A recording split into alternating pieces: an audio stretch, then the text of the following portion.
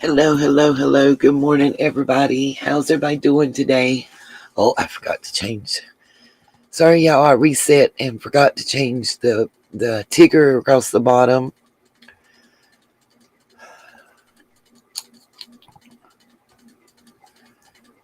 There we go. Good morning. How's everybody doing? I've had a long night, y'all. I don't feel real good. Sorry, I'm yawning. I don't feel real well. It's not been a lot of good sleep here the past few days. Let me shout out everybody.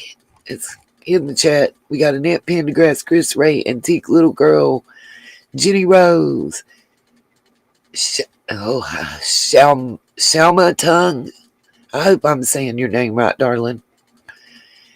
Make This Go Viral TV, now LLC. So proud of you. You are doing good things. Miss Tam, Manic Mama T, Blue Willow. How's everybody doing? I'm good. I think it's the weather changes around this time of year with the allergies and pollen and all that crud. It happens. And stress don't help. Oh, but one thing I will say is I refuse to lose. I also refuse to let drama seekers with apparently no imagination on how to create content drag me down. It is what it is. Y'all don't make me start quoting some Tupac this early in the morning. Okay, anyway. Nah, listen. You doing big things, Miss V. I'm proud of you. People came for you. They came at your neck and you held your head high, knew your truth, walked your walk and did what you needed to do. Ain't nothing wrong with that. I give nothing but props to that. I wish sometimes I could take that high road, but my anger kind of creeps in and overrides. And when somebody does some fugazi elementary type ish, it just like ugh. And at the time they chose, but it's cool. So I don't know if y'all caught yesterday's 2 lives about the Kylie Roden. And gosh, I hope I'm saying her name right, you guys. I'm a name butcher. Let me say that. I own that. That's missing.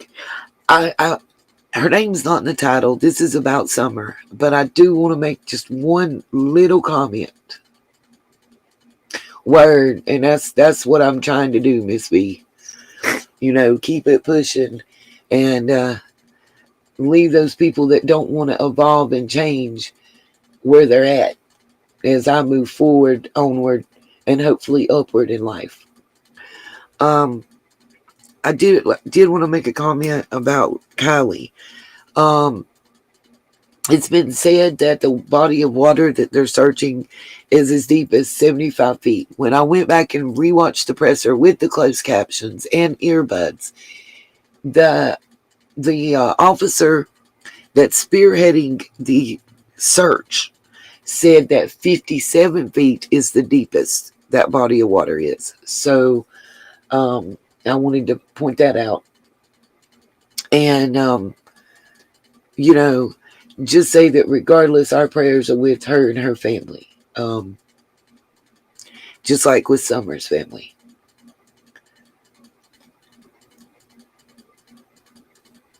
And those that love Summer. And that's been the army that's been built, unfortunately, it seems. So,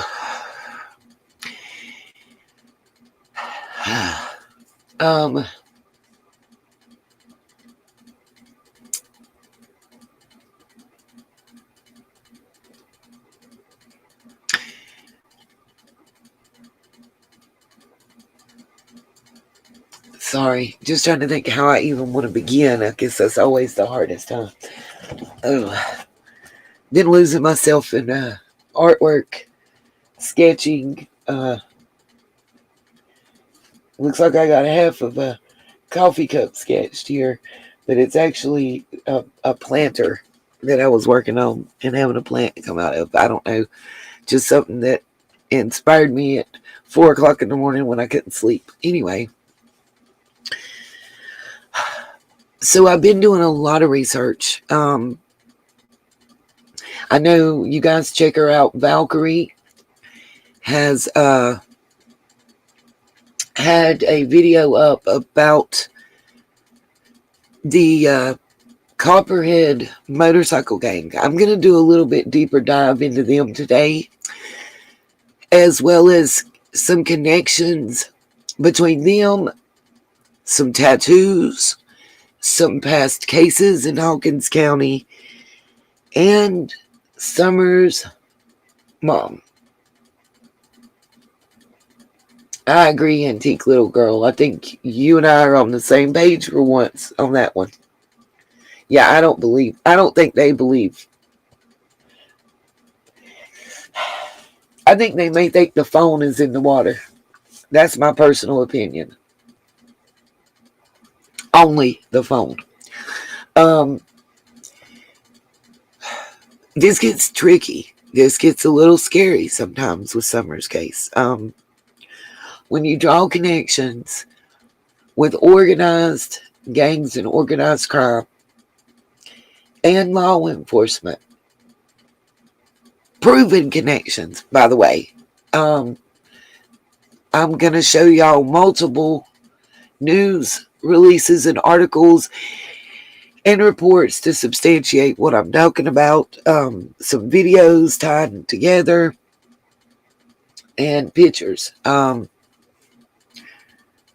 One of our sunshines has been helping, and I've dived deeper into this to look. It gets scary.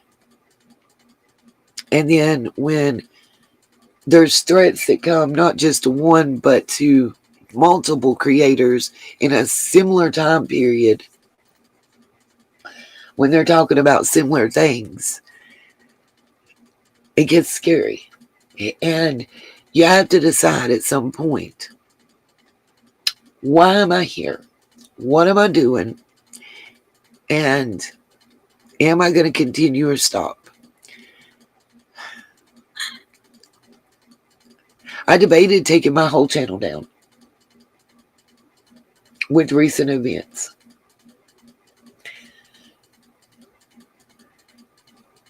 But tucking tail and running has never been something that I was good at.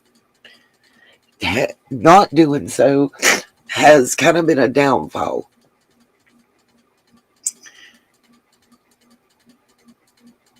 Getting screenshots of people who come up in the chat here, socialize with you guys, greet me, and I love you, and this, that, and the other.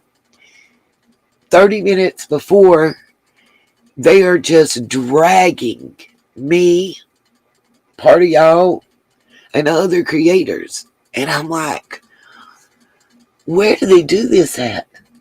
I didn't go through this shit in high school. I didn't go through it in elementary. Like, I don't understand, I guess is the best thing. You know, I've lived in good neighborhoods and I've lived in bad neighborhoods. I've been up and I've been down. And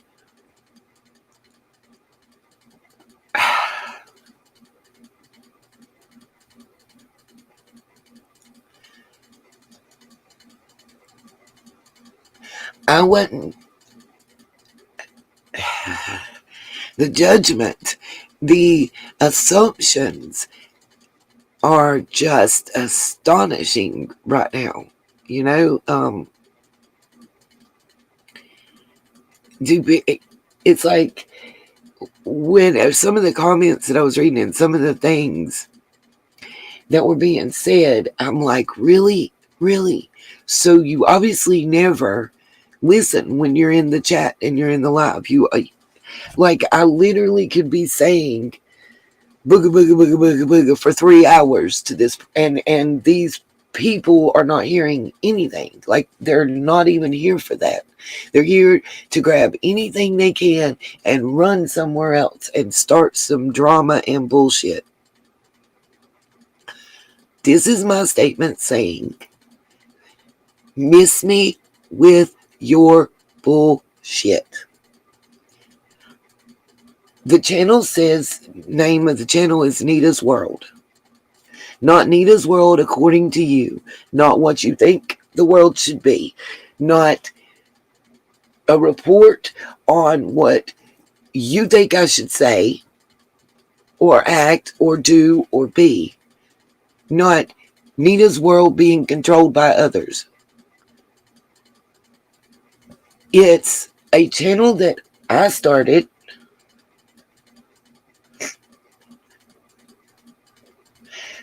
You're good, Miss Dolly. It's not anything like that at all. At all. I can take the negative commentary. Listen, somebody tell me you're fat, your voice sounds raspy, your lips are too big, your toe is crooked. I don't care about that shit. I love me. I've had me and got used to me for years. That's not the problem. If you're telling the truth, I don't give a fuck. But when you lie or twist and distort the truth, or you're talking shit about a 4-year-old,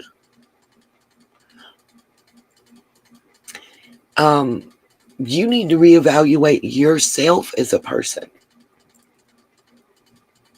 And what I'm going to say is I'm going to pray for you. That's where I'm at.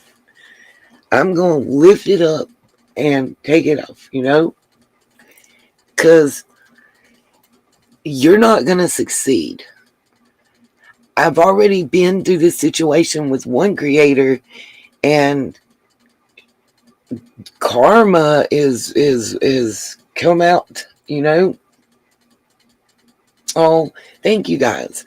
And it's not, it's general statements, nothing towards anybody directly, just general statements.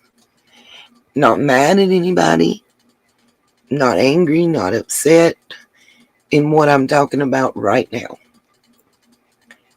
Just being factual. Absolutely, Jenny, and that's what I agree. I didn't see Ziggy anywhere, you guys. And it's not her. If she's there, she must have me blocked or something. But Ziggy's never said or did anything. It's not her at all. At all. Matter of fact, the same people are talking shit about her. In the screenshots I have, they were calling her a lazy fat ass that sent her daughter out in pedo land at 11:30 at night to get something to eat. So she's getting drugged too. It's not her. People would be real surprised at whom it is. And I'm not giving it any life to tell them. What I will say is, if you're somebody that has been everywhere talking shit with my name in your mouth, when you come up in here, guess what? I'm going to call you out. I'm going to say, hey, two-faced it. Thank you for coming. Welcome to the block party. Because I'm not going to give you the ability to come in here and make comments. Plain and simple.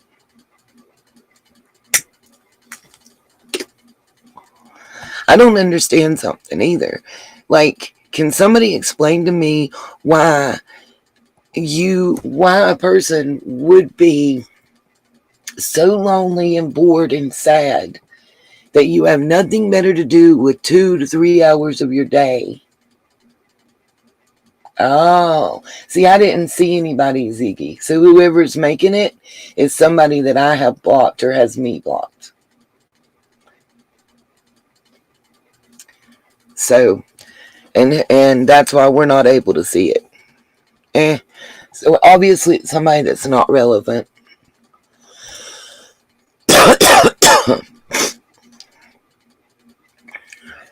You know, whatever makes them happy.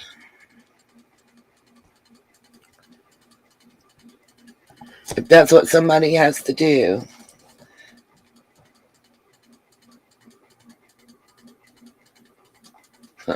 Oh, Mackin screams, thank you. I love having you here and, you know, talking to you guys. There's a lot of us that have built friendships over time. Don't worry, you guys. I'm setting it to subscribers only. So it'll fix that.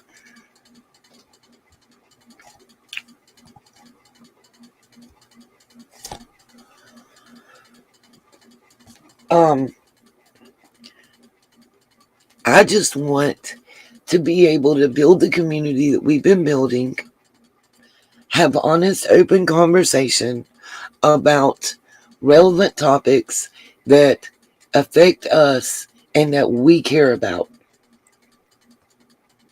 Period.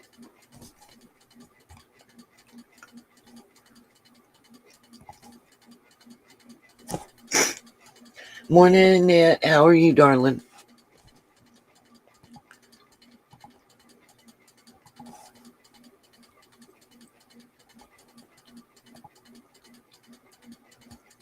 Okay. I just went to set it to subscribers only. No, Tama, I don't.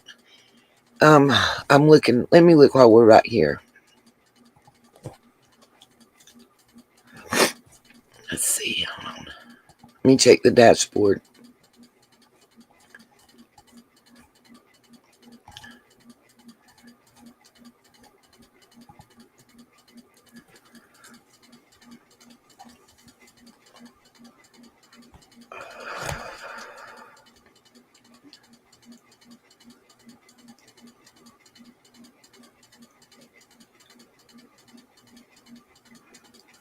I'm not showing you on the member list. Email me, Tama, and let me see. Sometimes YouTube may have a delay also when it's a weekend.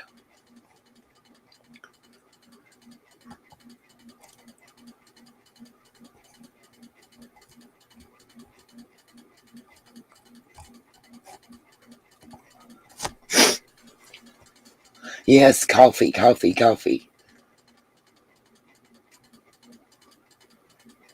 Huh. That's so weird. Is it possibly under a different chat name?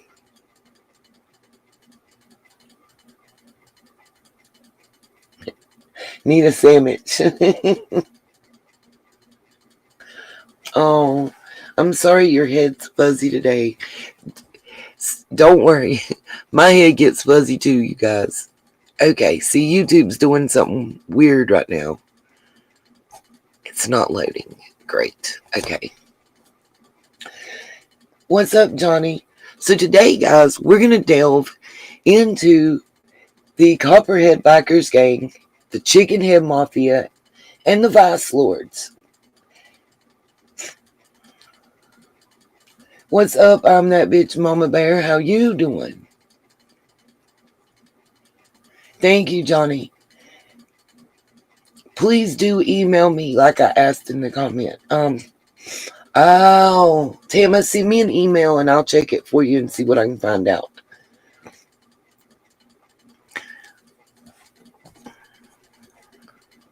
Okay.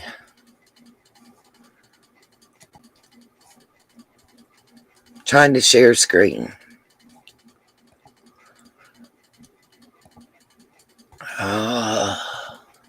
Okay.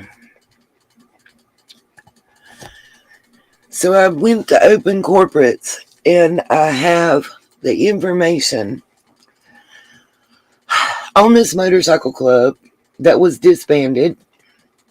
I have about 20 supporting news articles and research that I've done there, plus their own page telling who they are and all about us. Now, interestingly enough, if you guys will remember the BLM movement video that I showed you guys that was taken by Jeff Bobo in downtown Rogersville.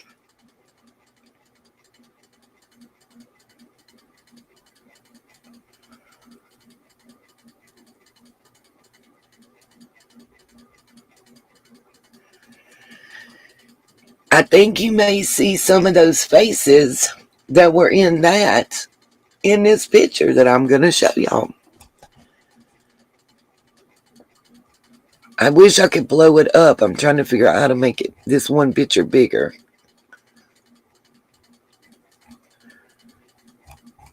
But let's go ahead and share my screen.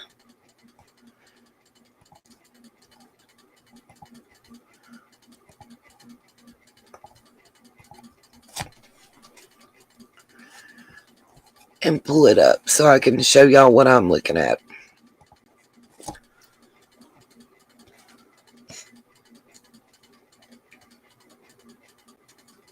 I want to clarify something, and I'm glad that Mama Bear's in here. I hope she's listening. Somebody said that I went after Allie and said that Allie didn't get fired from Walmart and all this crap. No, ma'ams, that's not what I said. What I said was Walmart don't give a shit if you've worked there 5 minutes, 5 days, 5 years, or 15 years. When you exceed their point system, you can do nothing, baby. I just know you can pass this along. When you exceed their point system, if you're out because something major is going on in your life, because you have a court case, because your child is going through something, Walmart don't give a shit. If you don't have PTO and PPTO to cover it, and you are out days, when you get 5 points, they call you in and tell you to have a good day. That's what I said. I was defending her because people were saying that she lost her job at Walmart because she lost her kids. I was defending her and saying, no, having worked for them in their asset protection department, what I happen to know is when you get 5 points, that's it. While I was working there, someone that had been there over 15 years, I don't know, Mama Bear. This is just what I was accused of. I was defending the fact that she didn't have to do anything specific other than miss 5 days within a calendar year because of the way their point system is set up and is very strict. And once that the fungulitis stuff was over with and their point system was reinstated, they were bombing people.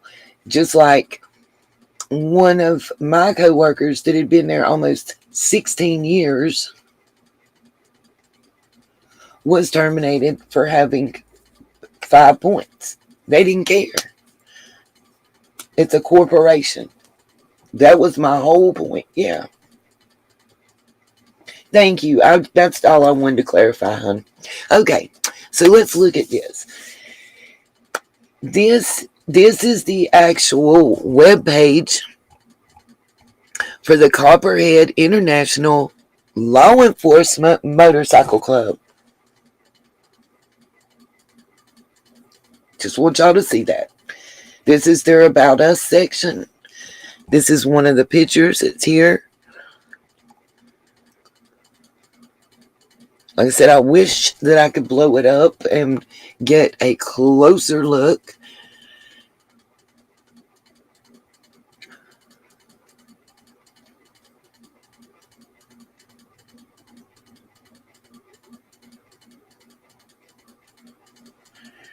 There was a Hawkins County chapter, and I do say was. I'll show you when it was disbanded. I'll show you financials. And that there are still other members. I don't know what you call it, what the term is, but there's other The Tennessee Yawkins County chapter may have been disbanded, but there's still other chapters that are still open and functioning.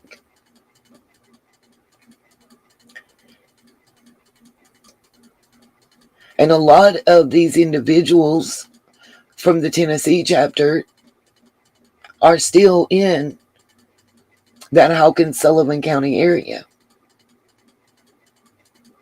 And being ex-law enforcement, might have contacts to be able to get information to make, I don't know, phone calls to people, send emails. I don't know. Possibly, I would think. Gotta be careful. This is not easy right now, you guys. So let's share the corporate page. Let's see.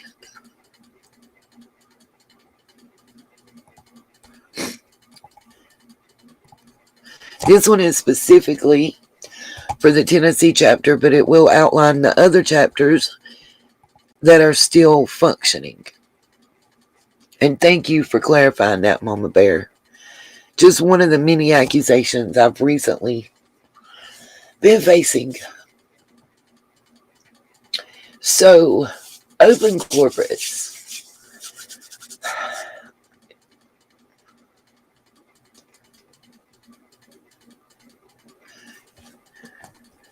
We got the status.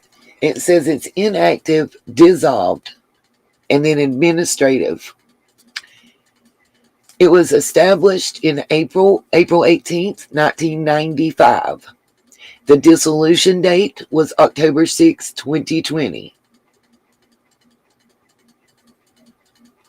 Heard, understood that.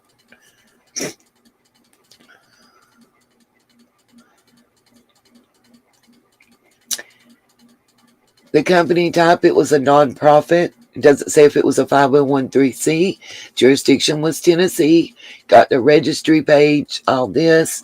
Got their annual reports that were coming out. I'm going straight down. We'll come to the right side and go down next.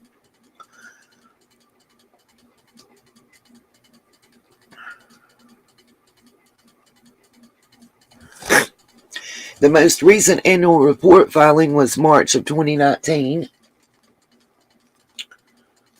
And I would assume that's because they disbanded in 2020. It's amazing they still have a company address, which was in Morristown. Head office, you'll see, and company address.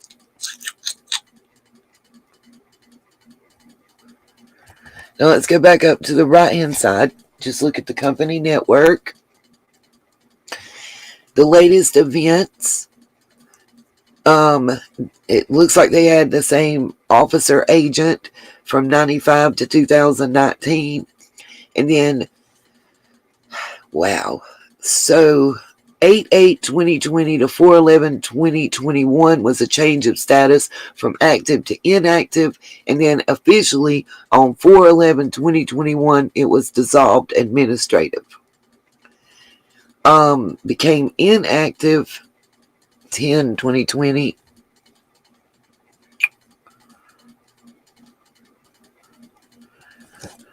Similar named companies, I think it's important that we look at. So, there's a branch of the Copperheads Motorcycle Club in Cooperstown, New York, since May of 2014. That is still active according to this. And in Ohio, that is still active. There's two others that were dissolved with the same names. One was in Tennessee. It looks like it was dissolved in 1996. And one was in Missouri that was only a year before it was dissolved in December of 2013.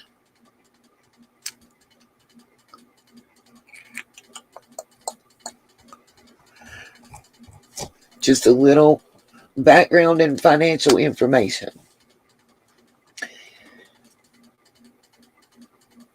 Don't worry, we're going to dive deeper into their webpage. I just have some articles that I want to look at in a couple videos. So we're going to do a little timeline video here. And I'm going to start just in the order they put them out. There's about 4 videos that I want us to look at from Thunder Sky Studios. You guys, they put out some awesome stuff. Yes, they do, Jenny Rose. They do have a private Facebook page. I wasn't going to mention it because I have submitted through a third party to get admission to that page. Keep y'all fingers crossed. Let me share this video. I just want to show some connections with a specific gang called the Vice Lords Gang, law enforcement, organized trafficking of drugs and humans, as well as some individuals involved in Summer's case. Let's show how many. Everybody ever heard the Kevin Bacon game, 6 degrees of separation? Well, we're going to see how many degrees of separation. While this one plays, I'm going to grab my coffee, y'all. All right.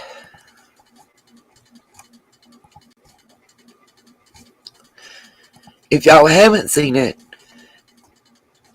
y'all might be in for a surprise by the time we finish watching about 4 videos. Because I don't know if people realized how much gang activity is occurring in certain areas. You'll see, we just had April B come in last night during our chat and tell us that they received a notification that human trafficking was at an all-time high in the area of Tennessee where she lives. And to be on the lookout and on the alert.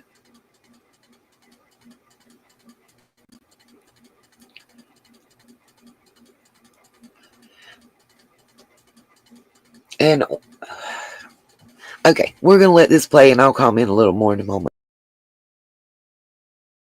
Rogersville, Tennessee police arrested a Vice Lords gang member with guns and drugs. He is also a convicted human trafficker and kidnapper. September 2020. September 26, 2020. A convicted sex offender and member of the Vice Lords criminal organization with convictions for sex trafficking and kidnapping was arrested on the morning of September 26, 2020 in Rogersville after he reportedly passed out under the influence of drugs and drove into a ditch. Marcus Douglas Washington, 45 years old, was listed in the jail book as a homeless resident of Knoxville, was allegedly in possession of 3 firearms and a large quantity of unidentified powder narcotics at the time he was arrested. The report says the officers saw the driver asleep behind the wheel with the engine still running and the car still in drive. A syringe was also seen under the man's leg, according to the report. When the officer woke the man up, he identified himself as Marcus Washington. He reportedly began trying to put the syringe in his pocket. Washington said he had become sleepy and must have fallen asleep while driving. Officers report he was having difficulty speaking with them and was not aware of where he was. Rogersville Police Department reports that a check through National Crime Information Center database found Washington had 2 active arrest warrants issued by Knox County and the United States Marshals Service. The warrant from Knox County was for violation of sexual offender registry requirements. The NCIC report also indicated that Washington is considered armed and dangerous with violent tendencies.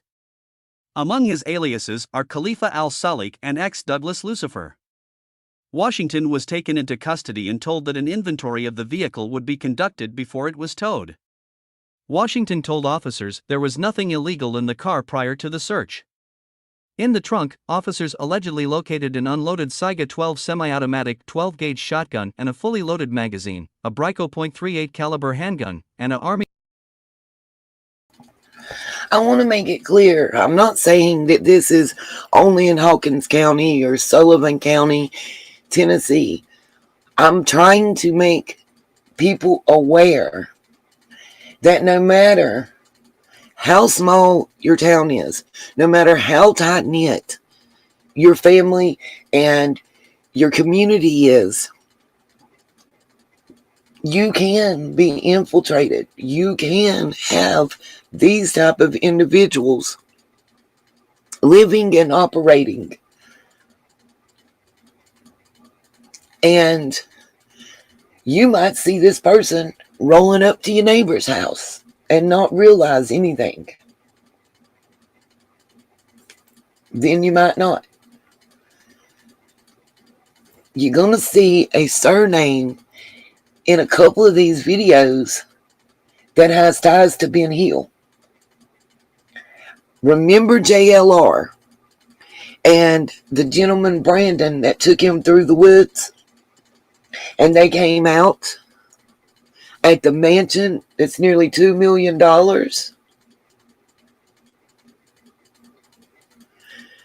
That's within less than 4/10 of a mile from 110 Ben Hill Road. Remember, he said that his father-in-law, Mr. Overbay, lives next door to Fred. Just remember that when we get on into this. Your neighbor that you've known for 10 to 20 years cannot have secrets that you don't know. That's my point. Awareness, opening your eyes, being willing to look outside the box while protecting yourself and your family is the idea today. How does this tie to summer? I just said this person is a member of the Vice Lords. We're going to take you on through. If y'all hold on, just jump in the roller coaster and ride with me today.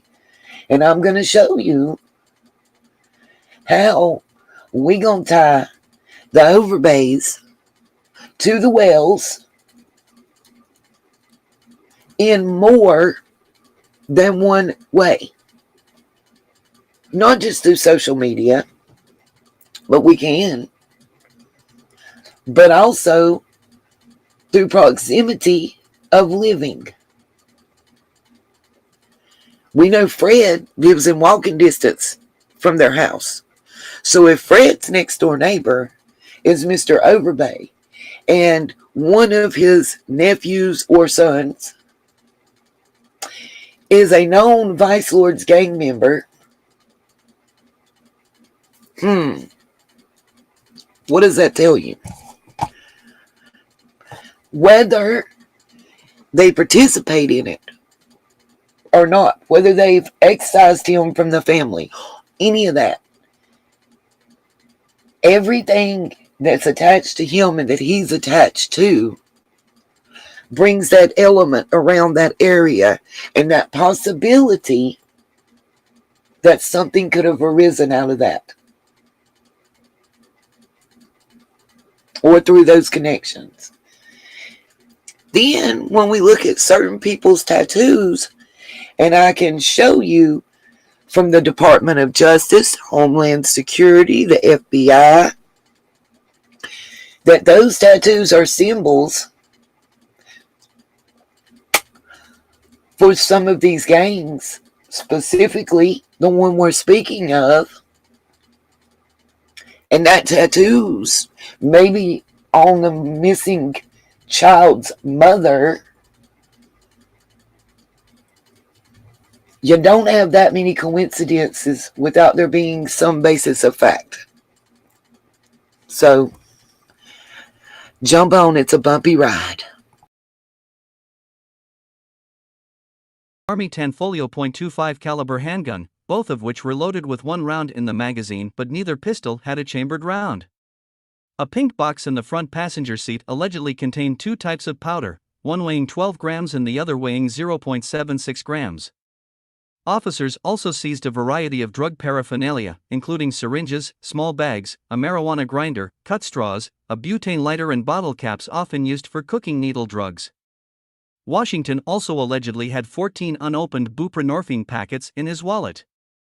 The report says a criminal history check on Washington was conducted and found he was a convicted felon with the following previous charges: kidnapping, human sex trafficking charges, possession of firearms, possession of dangerous drugs. Rogersville Police Department reports Washington racked up those charges in the years between 1996 and 2015. The report reads, Marcus Washington is also been confirmed to be an affiliated member of the Vice Lord Gang. He was charged with 3 counts of felon in possession of a firearm, possession of drug paraphernalia and possession of a Schedule III drug. According to a U.S. Department of Justice report, Washington pleaded guilty on November 21, 2016, in U.S. District Court in Knoxville to 1 count of conspiracy to commit commercial sex trafficking by force, fraud or coercion, conspiracy to possess with intent to distribute a Schedule II controlled substance, and possession with intent to distribute a Schedule II controlled substance. In 2017, he was sentenced to 10 years of incarceration in federal prison to be followed by 3 years of supervised release. According to court documents, on September 25, 2013, Knox County Sheriff's Department deputies arrested Washington after he arranged for a woman to meet an undercover officer in a hotel for paid sex. Police seized oxycodone from Washington at the time of his arrest. The Department of Justice report states that Washington recruited the woman to engage in prostitution, knowing that she was addicted to oxycodone and that she feared withdrawal sickness. In the weeks prior to his arrest, Washington withheld oxycodone from the woman as a means to compel her to prostitute for his profit. Washington also kept all of the money from the prostitution. In addition to manipulating her addiction and fear of withdrawal symptoms, Washington assaulted and threatened physical harm against the woman. In the end, Rogersville Police Department said it was unknown at the time why Washington was in Rogersville, but an investigation was underway.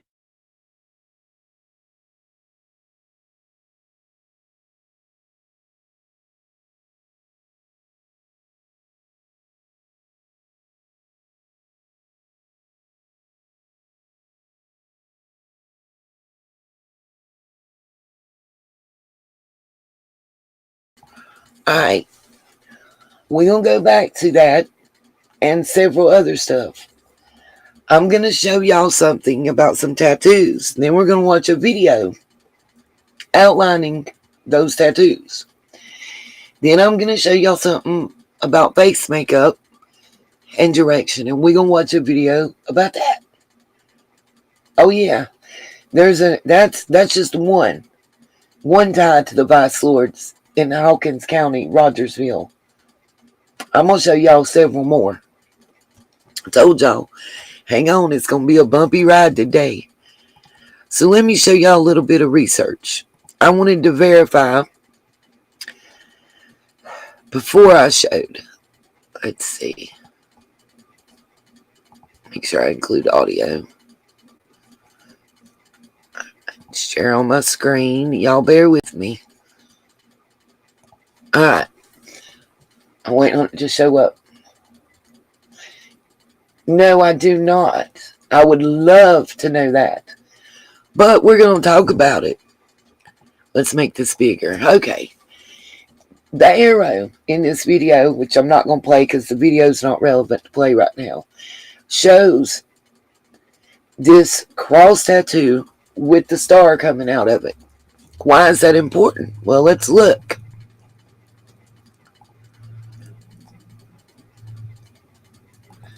Here's another example of a similar cross, but we're going to show the exact same one, y'all. Bam! Hold up. Just waiting for the screen to catch up with me. I got you. Don't worry, I got a video to show after this. Trust me. Just bear with me. Do you see this cross symbol? Now, when we look at Candace's, you're going to see The exact same freaking tattoo. This is directly from Google. It was updated August 25th, 2016. What does a Pachuco, I know I'm not saying it right, Pachuco cross mean? Pachuco cross tattoos symbolize solidarity and allegiance in Chicano gangs. The Tattoo Dictionary. A gang tattoo associated with Chicano Mexican American gang members, as a Pachuco cross is usually worn between the thumb and the forefinger of the left hand. Now that's not where Candace's tattoo is. But she does have that exact, almost exact tattoo. And it looks to me, the tattoo looks very rudimentary. We would call it a prison tattoo. A gang tattoo associated with Chicano Mexican American gang members. A Pachuco cross is usually, it's the same thing we just said. Tattoos like this are often used as a part of initiation rituals for new members, as well as to show solidarity and allegiance. Now, by the way, this is also associated with the Chicken Head Mafia.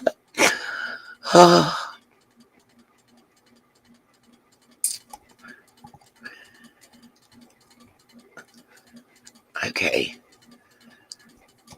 Now I want to show y'all some other stuff. Sorry, I had to stop sharing and start sharing so I could pull it up. This is from TikTok videos and social media of Candace. Told y'all I've been doing research. Wonder why I got threatened. Oh, wow. That's right, Jenny. I'm going to bring that to you.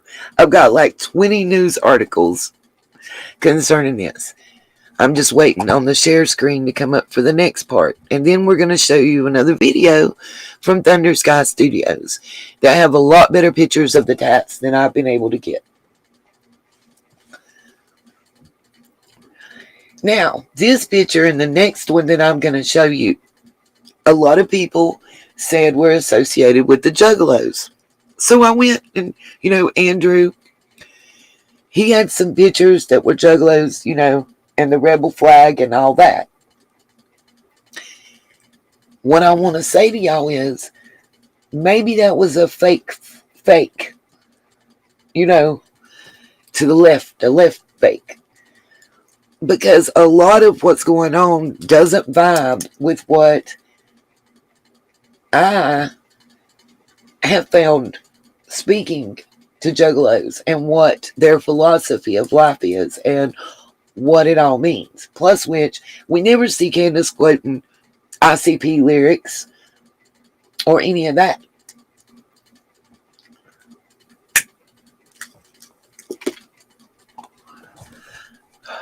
Now, here's another picture. Again, I believe this came from a Facebook post that's going to pop up. Why is this relevant, you may ask? I'm going to show you. It goes back to tattoos and it goes back to gang symbolism. When you find one thing, you're like, even if that one thing is like, yeah. But when you start seeing a pattern and you find multiple things that all tie back to one thing, you're like, yeah. Ooh, a little, it makes you wonder. Just things that make you go, I want y'all to look. This actually was through Facebook, but it's actually also listed on the DOJ. I bet there are, Mama Bear. Whoa. All of the tats that we can see. This video I'm going to show really shows them good. We can silence it and slow it down and pause and everything. I want y'all to look. Again, this is a tattoo and symbolism from Chicano gang members. Look at the female's face. Let me go back. Let y'all see that, and let's go back. And y'all tell me if you notice any resemblance.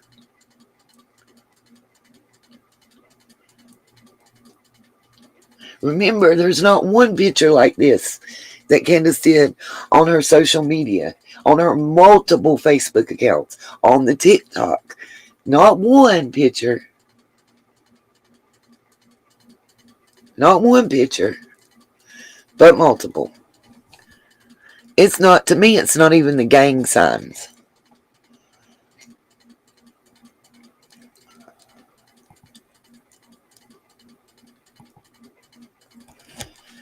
And y'all see those? And then let's go back to this. And I got another one. I'm not just going to show y'all one piece of artwork, tattoo, symbolism that's tied.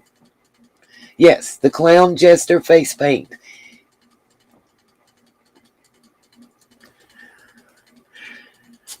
The hand over the mouth symbolism is, to me, really bad. But here's another.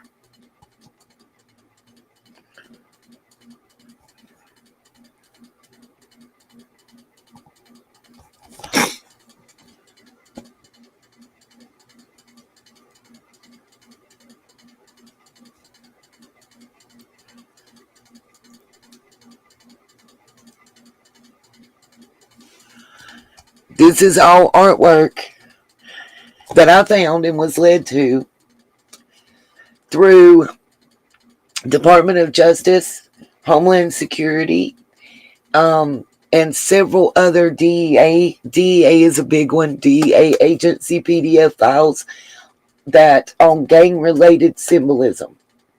Notice how the eyes pop out as being ice blue.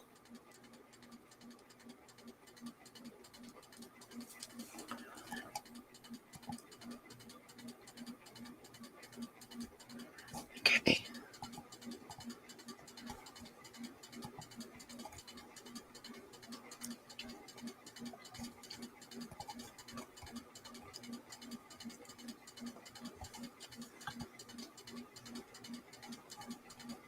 Come on. Sorry, y'all. I'm trying to make something pop up and it's not trying to come up. And I don't know why. I can see it. Let's see.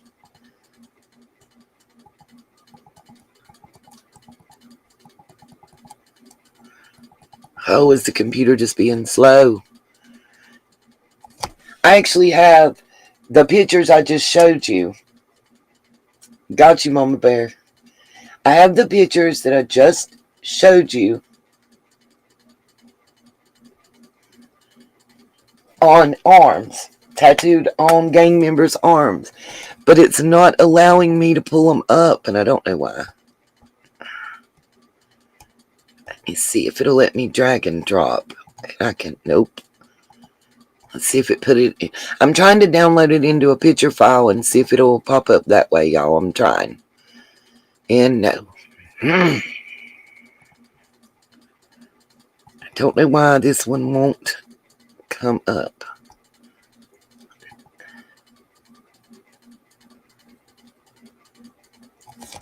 Let's see. Let's see if this worked. Okay. Bam, I was able to get it. Hold on. Let me share this on my screen, you guys. Just, oh, bear with me. I'm going to have to just share screen. I apologize for how it's going to look.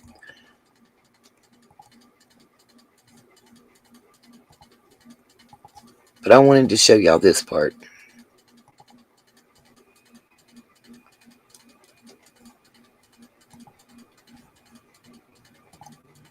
Okay.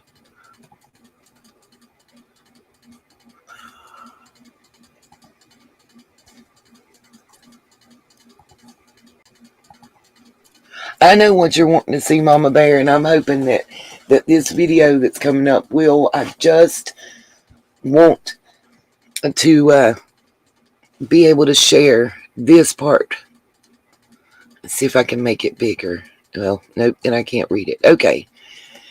The clown Chicano tattoo meaning revolves around the idea of not showing weakness. Smile now and cry later. And this is an attitude that had been taken on when times were tough in the neighborhood. The Chicano people also viewed the clown as a symbol of playing games or potentially gambling with your life. The tattoos that I was showing you, now I'm going to do a close-up so y'all can see them. We'll pull this over. These are actual tattoos on actual proven members of these gangs. I want y'all to see the clown faces, see the painting, see the distortion, see the hush, the finger over the mouth, symbolizing, just like the hand over the mouth, symbolizing what? Symbolizing you don't talk.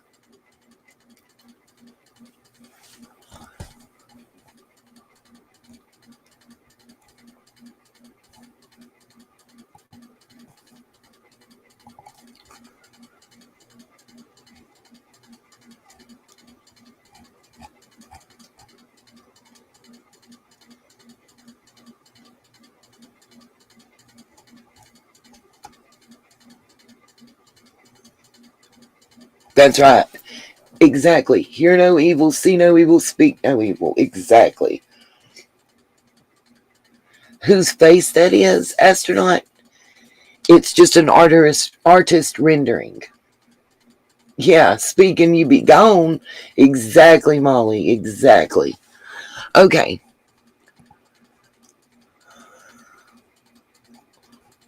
Let me find the one about the tattoos. This is also from Thunder Sky Studios. If you guys haven't seen it, check it out. They put out some great work. I thank them for always allowing... Ooh, Mama Bear. Yes, it is the Juggalo Queen. Thank you. I was going to say that. The one you're asking for is the very still shot. Hold on. Let me share. I got a piece of bed, y'all. Oh. Y'all, this is the results of a lot of research and a lot of hard work. And I just want to thank the person. Absolutely. And Mama Bear, let me say this. I don't have any tattoos, but my daughter does. And I have two friends that own tattoo studios. I have a thing about needles. I'm scared, okay? But what I do know from them, everybody that has tats, 9 out of 10 that I've spoken to, unless it was just something they did when they went to Myrtle Beach, and were on a lark with their friends on, spring break or whatever, the tattoos have a deep meaning to them. I mean, my daughter has a koi fish. What would y'all think that meant? To her, it means something. She's got 13 stars going down her neck. Well, she was born on the 13th. There's different stuff that she has. Maybe the SpongeBob tattoo that she got when she was 18, that I told her I can't wait till she's 40, didn't have a lot of meaning. But the rest of them mean a lot to her. They have deep meaning. They have deep meaning and deep feeling when you're getting the tattoo. It's very emotional. It's a very, very heartfelt, emotional thing. All right, Ange. I was going to start the video and let y'all see it. So let me show y'all this video. There's a total of 20 tattoos that they're focusing on here. And I have a still shot. Mama Bear is when this pops up, tell me if this is what you were talking about. I can't make it any larger. I do apologize. But let me know if that's the one you're asking about. Got you, Annette. So am I. I have no tabs. It's paused right there for you. I'm going to pee while you look at it. I see the tabs, by the way. And I would say the Andy on the knuckles is about Andrew. But what about the 8 that's right here between the thumb and the forefinger? That looks like an 8 or an infinity symbol. I want y'all's thoughts. I'm going to leave it right there while I run pee.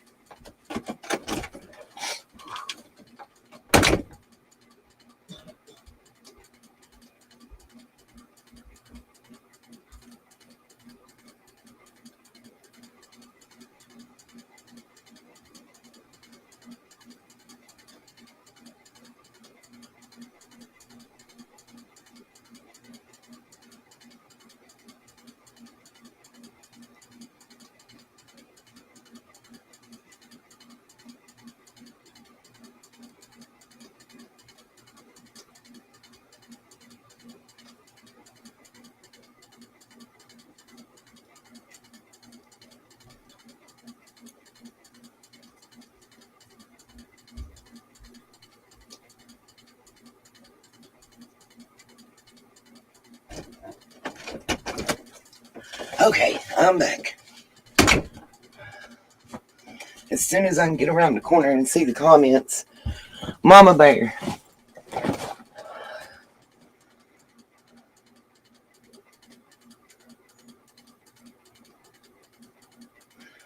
No.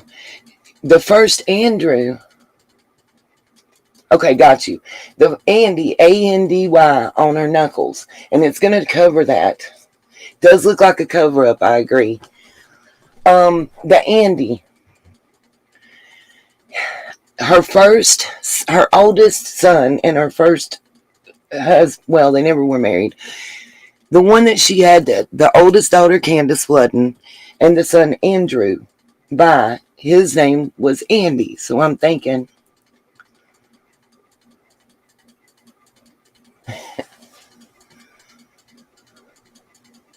that's what I was thinking.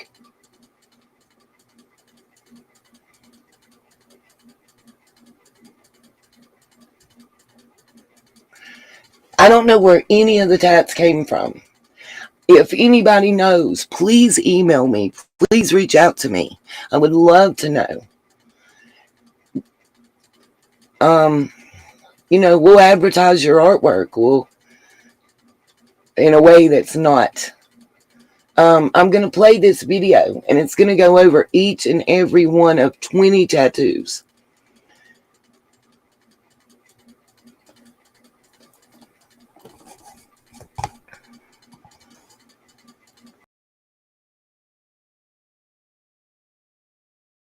Candace Bly's tattoos. Photo book. Left upper arm. 420. Weed leaf. 2 unrecognizable tattoos.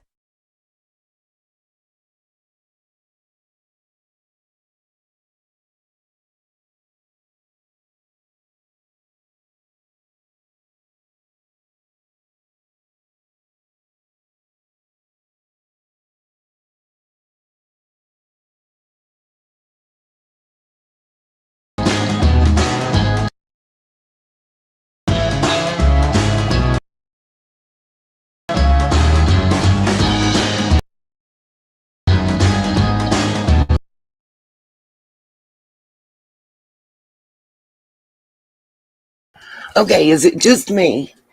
Or is there not another cross right there in between the 420 and the weed leaf?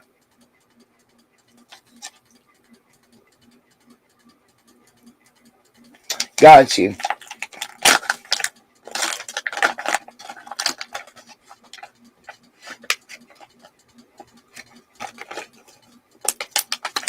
Can I pull up what, Mama Bear?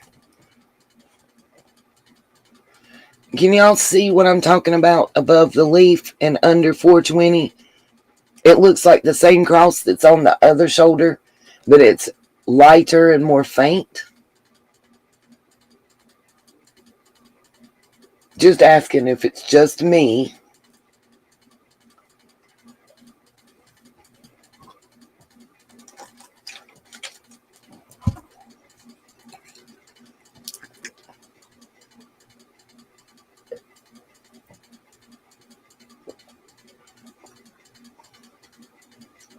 The one on her hand will come up.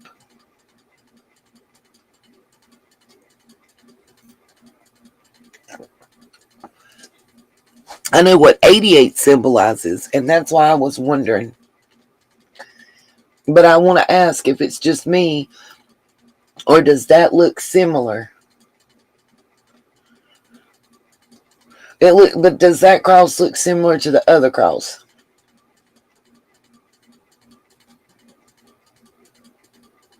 Thank you. I appreciate that. Reach out to me, Mama Bear, and let me know what you find out. I'll share what I got with you, too. Anybody that can, please do hit up the PayPal and the Cash App. I'm going to be real. Some of the stuff we're going to discuss in this live stream is a little scary to put out here. I may decide to make it members only afterwards, or even privatize it.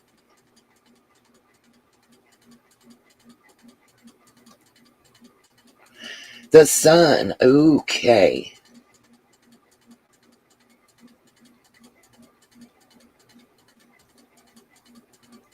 That's what I thought, Rhonda. Yeah, we're going to go over that one too. Yeah. Mama Bear. Y'all might not understand, but I am really scared. But I can't let that fear stop me. Yeah, the sun. I'm looking into that one. I haven't. I haven't been able to find one blacked out like that. That's what's weird. I have found a similar sun symbol tattoo. And there's lots of different meanings. It just depends which one. Yeah, well, Mama Bear, my kids have been contacted and threatened as well. So, yeah, and it's, yeah, Rock and Robin, I said that. A lot of them do look like what we refer to as Joe House tats. It's kind of a pin and needle poke method is the best way I know. That's why I wouldn't have one. Okay, let's let the rest of this play.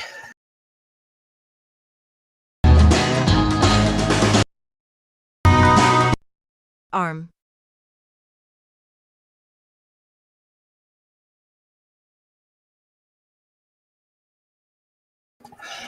I'm pausing this right here so you guys can see. On the lower left arm, there's a small cross symbol with outlines. The black sun,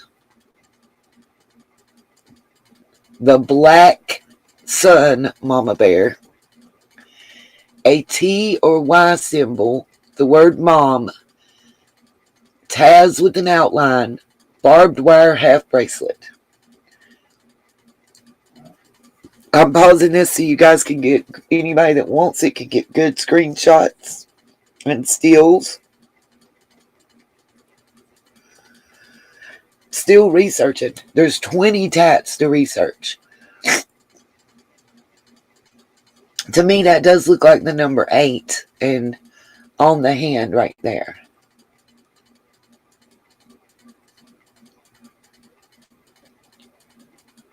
Unfortunately, Ocean, yeah. Or fortunately. Nope.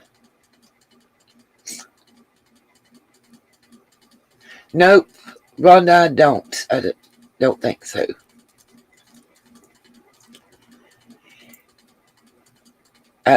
Possibly Molly.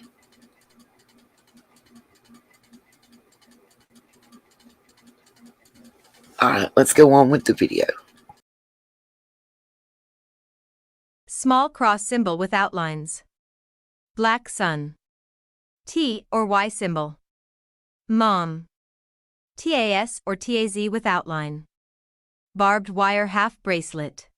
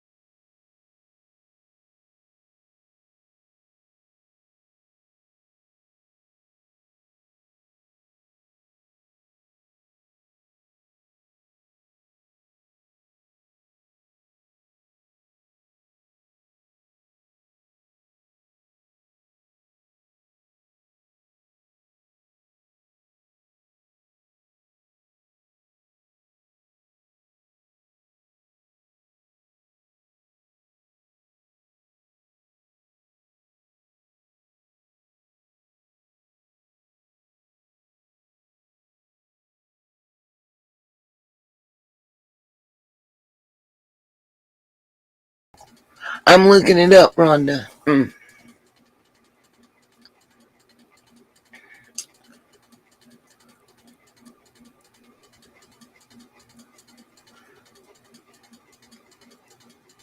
Yeah, Molly, I know.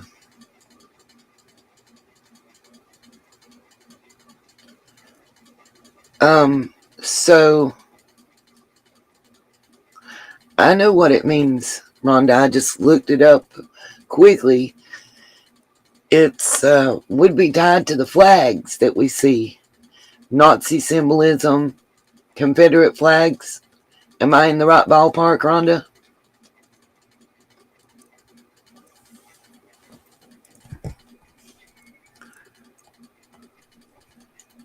World domination.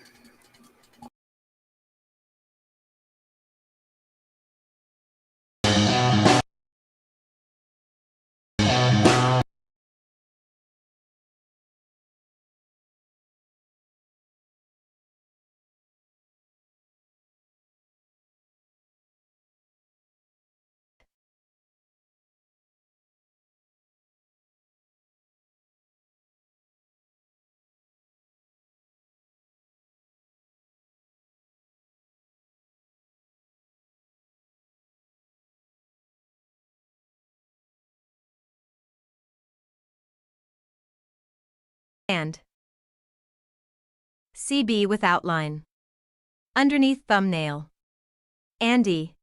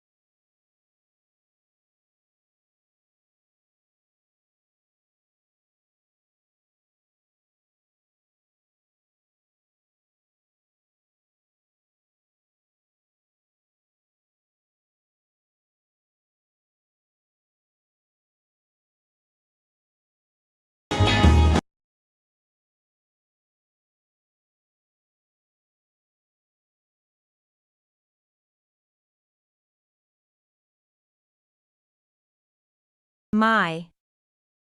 Josie Jesus September 24th, 2009. Wyatt Ashton January 11th, 2011. Waylon Hunter December 6th, 2012. Summer Moon February 4th, 2016.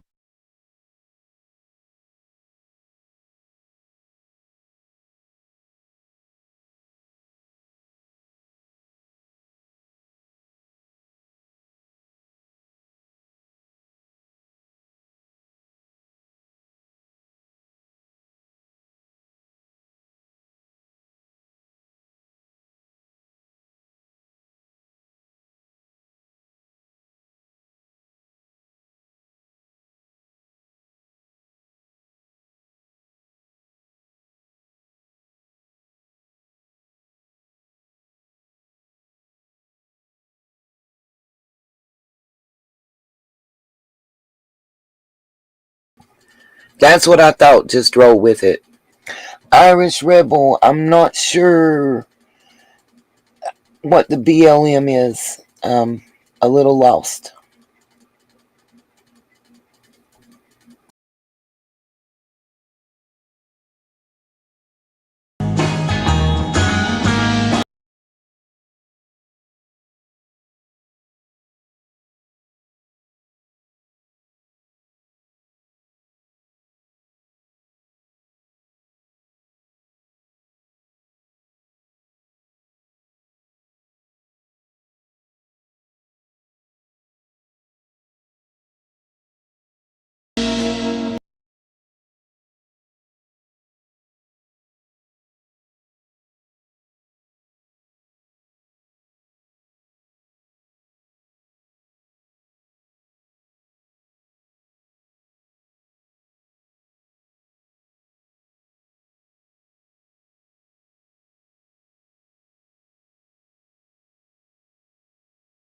Unknown tattoo.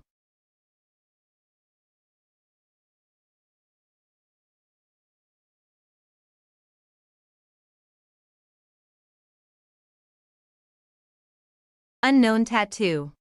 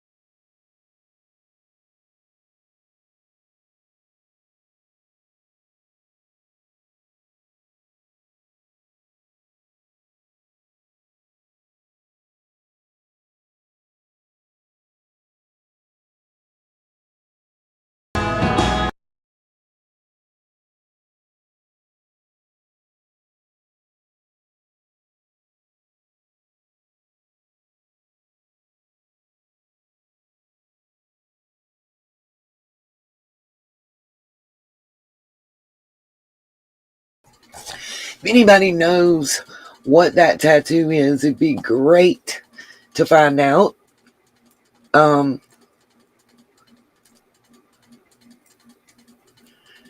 I can't figure out what that one is. I've went over pictures and videos, zoomed and in and out. If she had the tattoos at the time of arrest, Pug Mom.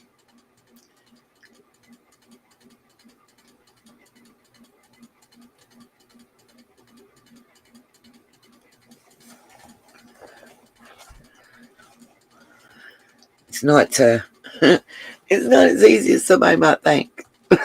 Or simple. Okay.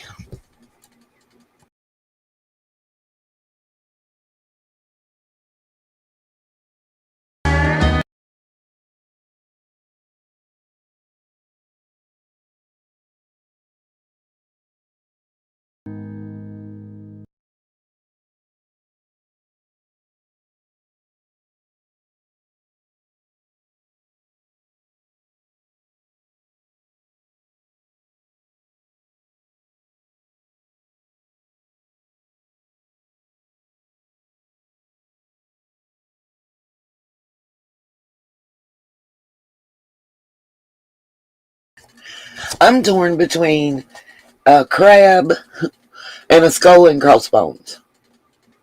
I think the skull and crossbones because of the end. Either that or it's some kind of bats crossed. I don't know. Oh wow, Ocean.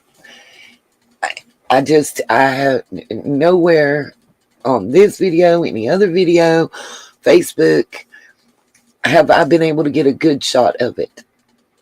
As I said, anybody that knows that was in the tattoo parlor that's the tattoo artist, I'll keep your confidence. That's what I think. The skull and bones. That's what it looks like to me.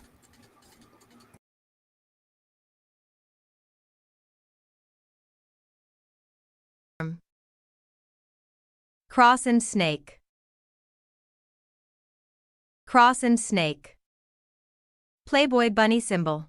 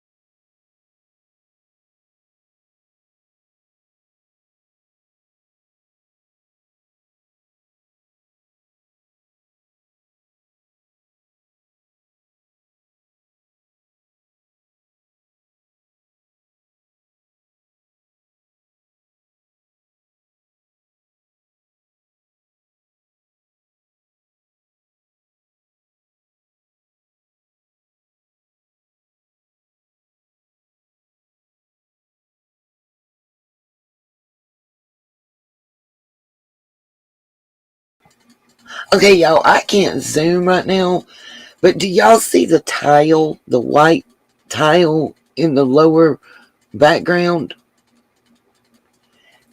Is that a picture, a plug-in outlet?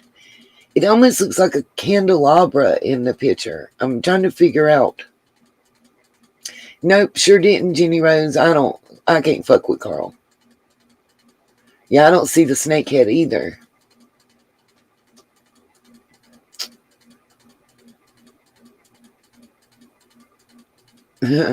Wonder Irish.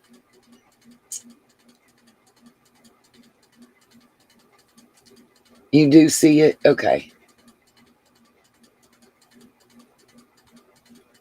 It's an outlet, Deb. It just looks weird.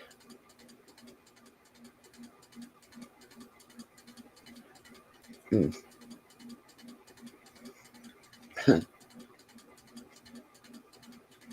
Yeah, I thought so too. It just gives it a weird, weird. Does look like it's taken at a hospital, don't it? Especially with the hospital bracelet and the outlet. I was thinking it was a hospital outlet. That's what I thought. It's not a snake. It's a banner wrapped around it, right?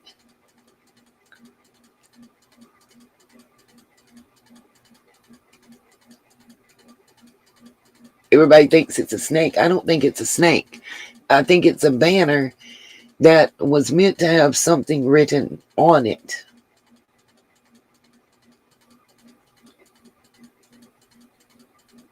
Yeah.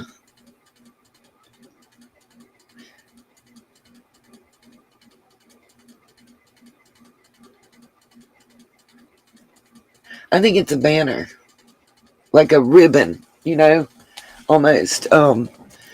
That you've seen you'll see two people, like there'll be one person's name and another, and then maybe a heart in between or something. It's definitely not a snake. That's why you don't see the head. I agree. I agree. It's like a cross with a cloth draped around it of some sort. And those two swirls on the front would be perfect to put two people's names.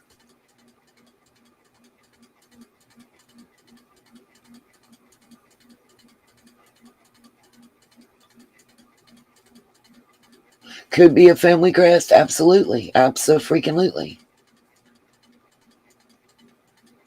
Yeah, it is definitely looks like a hospital band.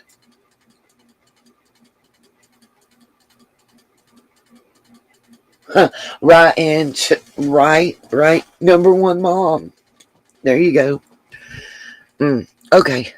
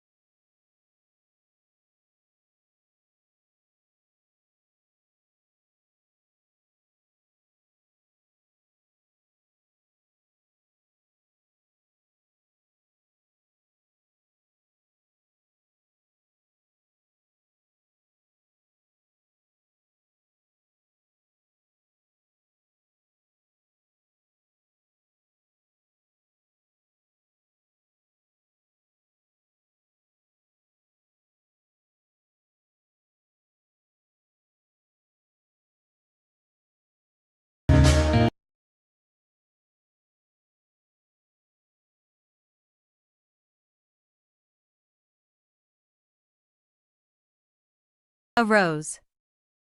Leon. A star.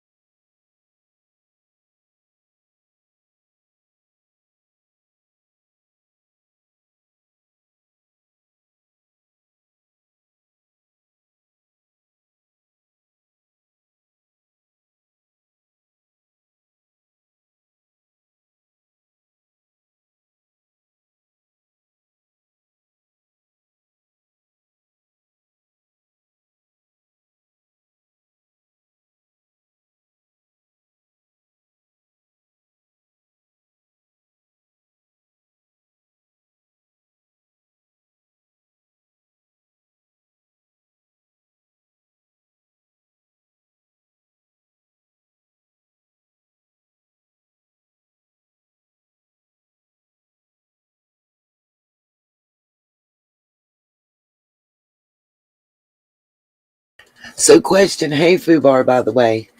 Question, y'all. Could that be Leon instead of Leon? Could that be Leon?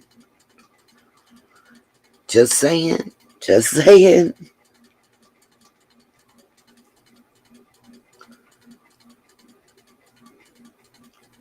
It's hard to tell if there's an asterisk, not an apostrophe.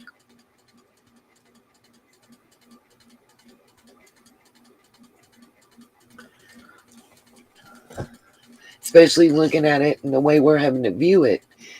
And there's a reason I say the Leon. We gonna show that too. Who's Leon? Who's Leon? It wouldn't be spelled with an E. It would have an apostrophe over the O. Leon. With the apostrophe over it would be pronounced Leon. But who is it? I don't know. Honestly, I don't know.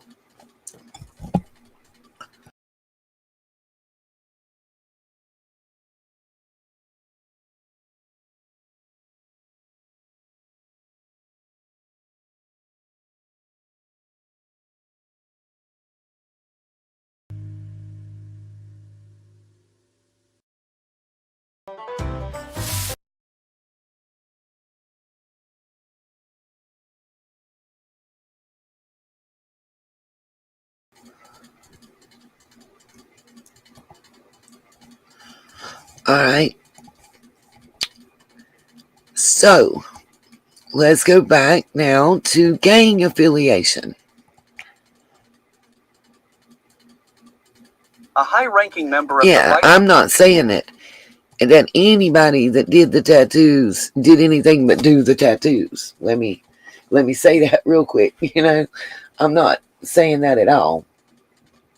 Oh, wow. Yes, it is. Yes, it is. Yes, it is, Mamacita. Now you are picking up. Oh, yeah. Fuck yeah, Mamacita. I have the I have that documentation. There's a reason I'm concentrating on what I'm concentrating on. Now, by the way, a lot of Candace's tats, I'm thinking she got while she was on the road in a carnival, maybe even done by other carny workers. But you want to know, is there any cartel or gang ties from Nuevo Leon, Mexico? Girl, yes. Don is an admitted mule. He said he made runs to Mexico and back. You don't listen. I implore any one of y'all right now to go to Knoxville like Donnie went, and let's see how much crack you can buy. Just try it. Or carry your ass to Mexico and just randomly go up to folks and tell them you're wanting to haul some coke back to the U.S. What the fuck y'all think gonna happen? You must know somebody. That shit don't just happen. You don't just fall into it.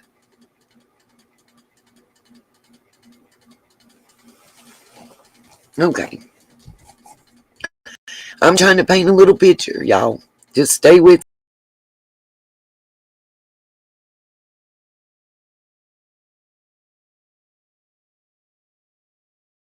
A high-ranking member of the Vice Lords gang was arrested in Kingsport, Tennessee. 2019.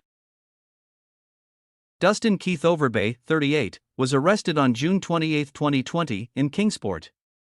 He was wanted on felony warrants in both Sullivan and Hawkins counties, had previously eluded police, and was considered to be armed and dangerous. Sullivan County Sheriff's Office Vice and Narcotics detectives confirmed Overbay was at the home, which he was wanted on felony warrants in both Sullivan and Hawkins counties, had previously eluded police, and was considered to be armed in Kingsport.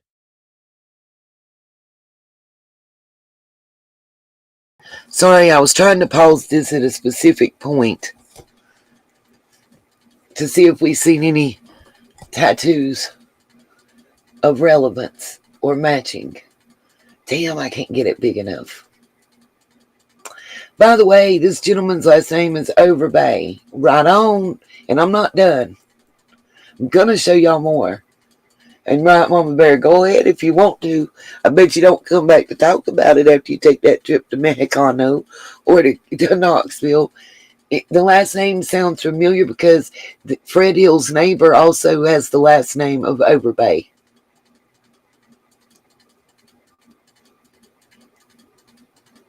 Wow, Jenny Rose, that's interesting.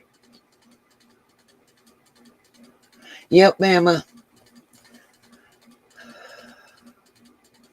Whoops, sassy. Okay, let me let this continue to play. He was wanted on felony warrants in both Sullivan and Hawkins counties, had previously eluded police, and was considered to be armed and dangerous. Sullivan County Sheriff's Office Vice and Narcotics detectives confirmed Overbay was at the home, which was the residence of Matthew Carpenter, 39, and Carpenter's elderly grandmother. Carpenter also had an active warrant for violation of probation. SWAT members from both the Sullivan County Sheriff's Office and Kingsport Police Department descended on the location to find Overbay in the living room with a .38 caliber pistol. Carpenter was located in the downstairs of the residence with a sawed-off shotgun and a semi-automatic pistol stolen out of Kingsport, according to police. 37-year-old Brian Belcher was found in the garage and had active warrants. Authorities say around 3 grams of methamphetamine was found in the home. All 3 were taken into custody without incident. Overbay was arrested on an outstanding warrant and was charged with possession of a firearm by a convicted felon. Belcher was charged with being a fugitive from justice from Scott County, Virginia on charges of violation of probation. Carpenter was charged with maintaining a dwelling where narcotics were sold, possession of methamphetamine, possession of a stolen firearm, possession of a prohibited firearm, and possession of drug paraphernalia. Carpenter was later found with meth at the Sullivan County Jail and was charged with introduction of contraband into a penal facility. Carpenter's grandmother was not involved and was not arrested. I've been getting paid $1,000 a month, if not more, just from this app on my phone. And I don't know if you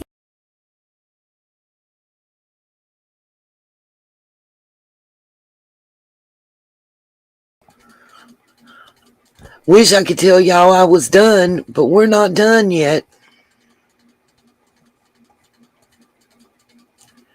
I want y'all to remember some names. Now let's look at symbols for vice lords and what we've seen in tats on people. And then let's look at Candace's connections to Mr. Overbay. Wait till y'all stay with me on this little ride we taking. And then we'll show you how certain Vice Lord members are actually associated with and friends of the Sheriff's Department. I hope you're ready.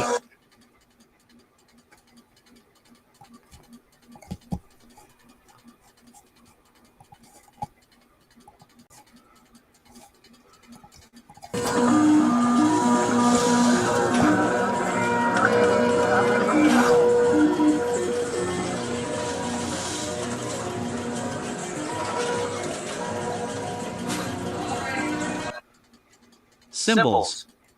Vice Lord street gangs use a variety of symbols to identify themselves, including a rabbit wearing a bow tie, also known as the Playboy logo, often stylized with top hat and cane. Their colors are black, red, and gold.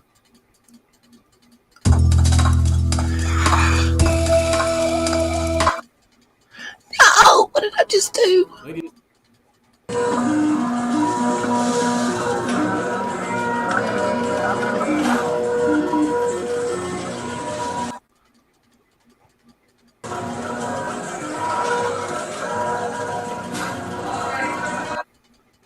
Symbols. Lord street gangs use a to identify themselves, including a rabbit wearing a bow tie, also known as the Playboy logo, often stylized with top hat and cane.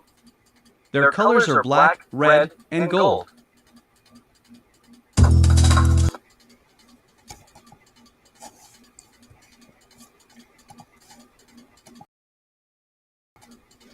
Sorry about the echo.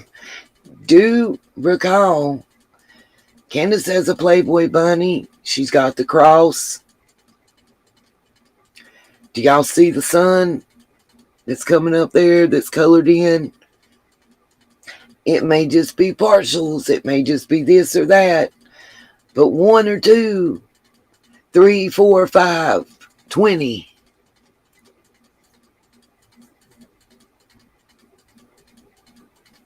Just saying. Could there have been a past association that comes back to haunt one?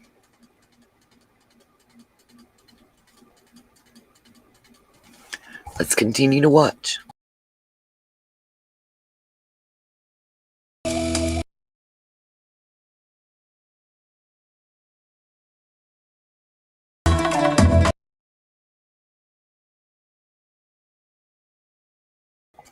Here's actual tattoos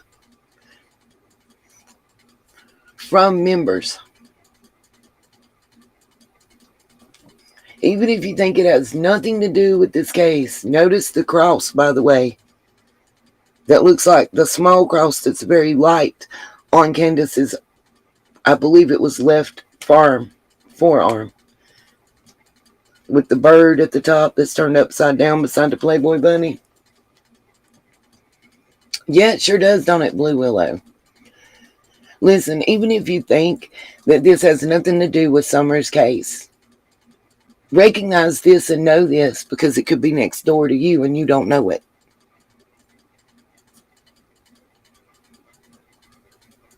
Absolutely, Annette. Abso-freaking-lutely. And I'm making that point. But I'm also making the point that I see 2 symbols that also make that representation. And there's not 1 but 2 of those crosses on her body.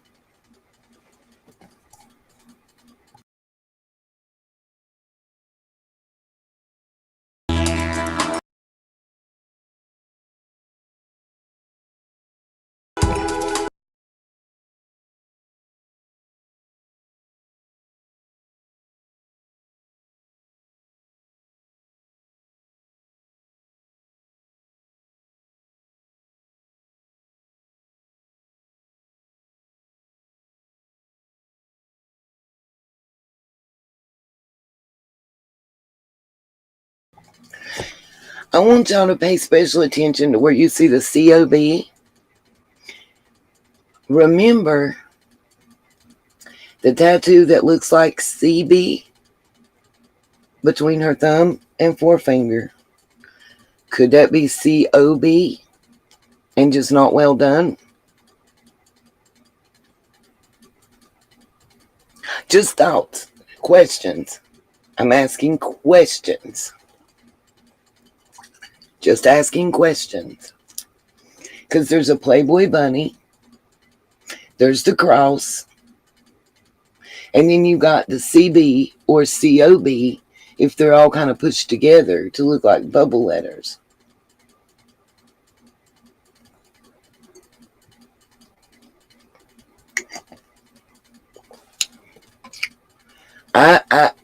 Mama Bear, I actually think I see 4, but I don't want to say until I get verification. I'm just saying, is it possible?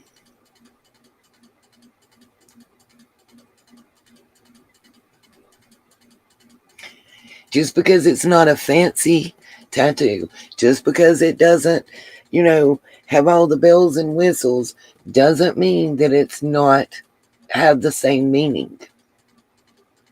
A $20 tattoo at your friend's house is different than going into a tattoo parlor and getting a $350 half sleeve. Doesn't mean that it holds any less meaning for the person.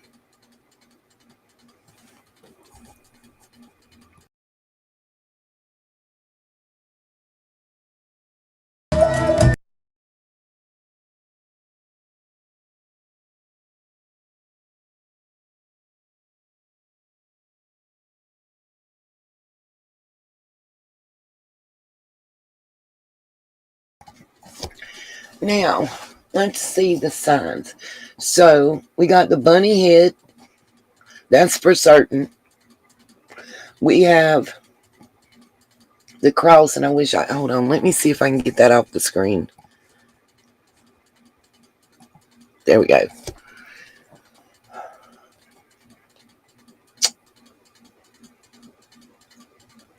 It should come off the screen here. There we go.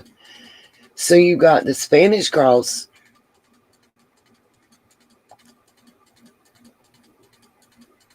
What's the yeah,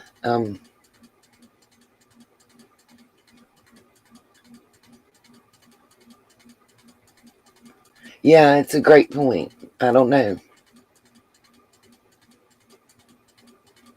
Oh, that's pretty cool, Bama. I've seen that. So what I'm seeing, that I've seen, is the Spanish cross and the bunny head.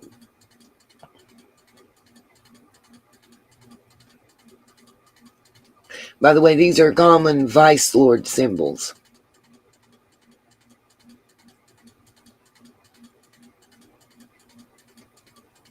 Any of the rest that anybody sees that I missed? Mama Bear, I'm not sure what you mean about the VL thing.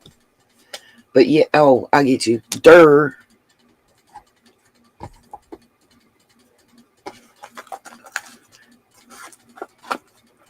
I'm going to keep connecting some dots for y'all. We're not done. I'm smoking my last cigarette, though, so we're going to cut it short. And by the way, for everybody to know, I've started smoking cheaper cigarettes to try to make me quit.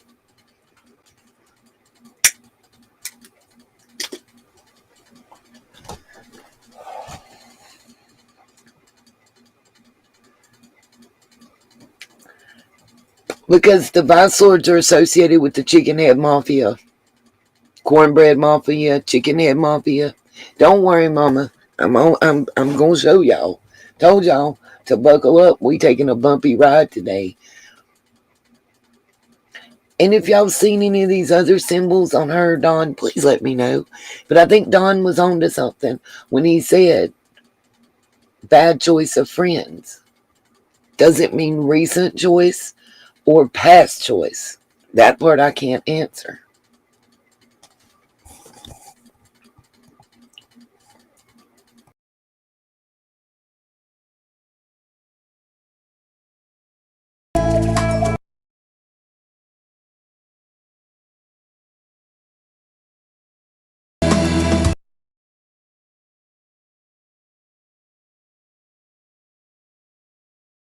Let's see, I'm waiting on it to pause. There's the Playboy bunny head. Oh, and it costs more than $2 a pack to roll your own here.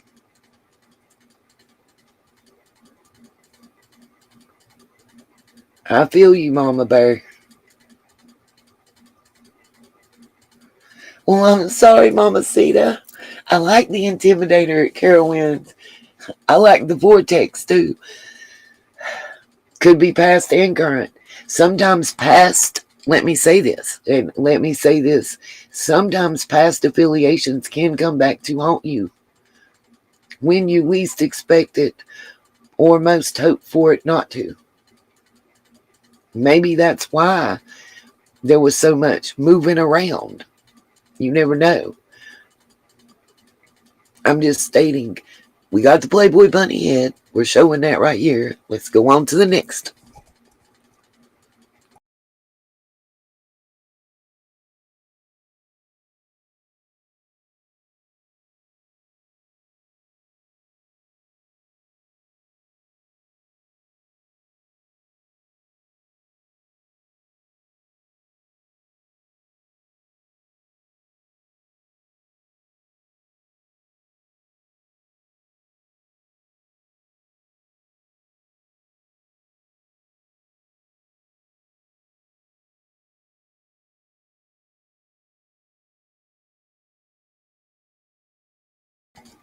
It's not legal in North Carolina, Deb, or I daggum sure would.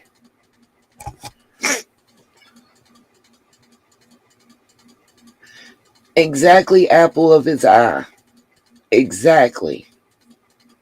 Exactly. Definitely a way to identify. Yeah. You know, my other point is, too, you have rival gangs. Even if she didn't mean for these tattoos to symbolize that, what if you have somebody from another gang that sees these symbols on her body and assumes that that means she's repping the Vice Lords? Could that paint a target on her and her family? Just a question.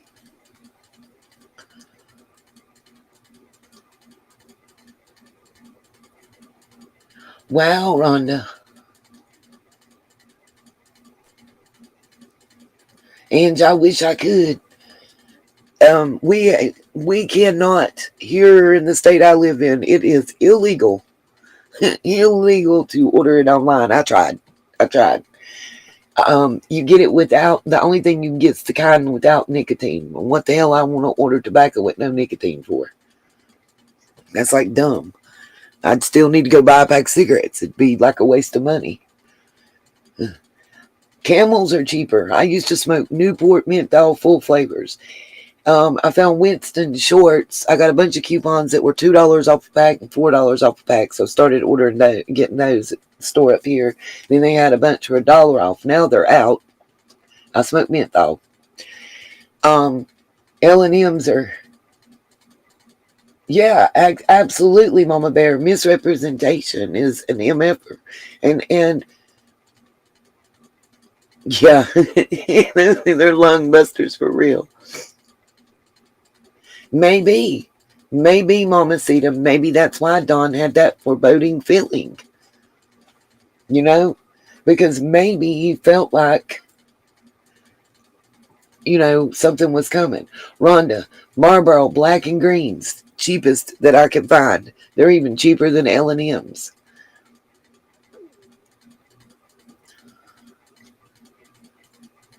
And I would smoke Eagles. I ain't above it. But when a pack of Eagles is only 34 cents cheaper than a pack of Marlboros at the store I can get to with transportation issues, But anyway, let's go on with this video.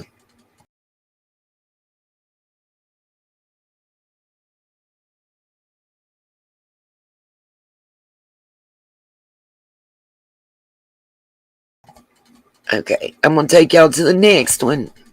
Just bear with me, because we're not done. Now, we talked about Mr. Overbay before, right? And, I've told you that the person with the surname Overbay also lives next door to Fred. It was confirmed in that interview. Why is that important? Well, let's check out some social media links.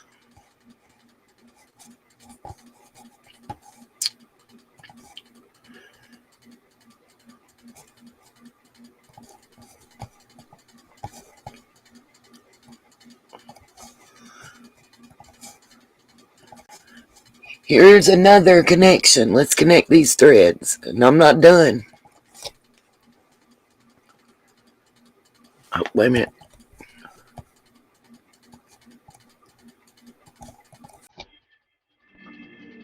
It's a small world. Dustin Overbay lives in Kingsport, Tennessee, and is allegedly a high-ranking member of the Vice Lords gang. He is Facebook friends with Brandy. Brandy is from Kingsport, Tennessee, and lives in Kingsport. Brandy is Facebook friends with Summerwell's mother, Candace Bly. That is only 2 degrees of separation between Candace Bly and a Vice Lords gang member. Candace. TikTok, May 13, 2021. Brandy. Bound to a bed. Dustin. Inmate video call.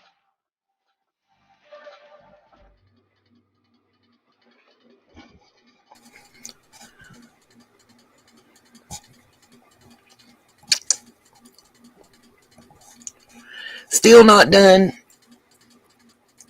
Mama Bear, you're welcome to email me anything you want to email me to, and I'll share it if you don't want to. I understand. More than you may know.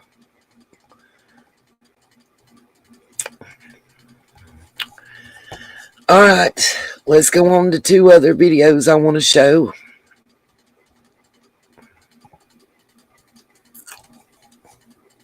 Vice Lord's thread number. Y'all will find this one of particular interest, I think.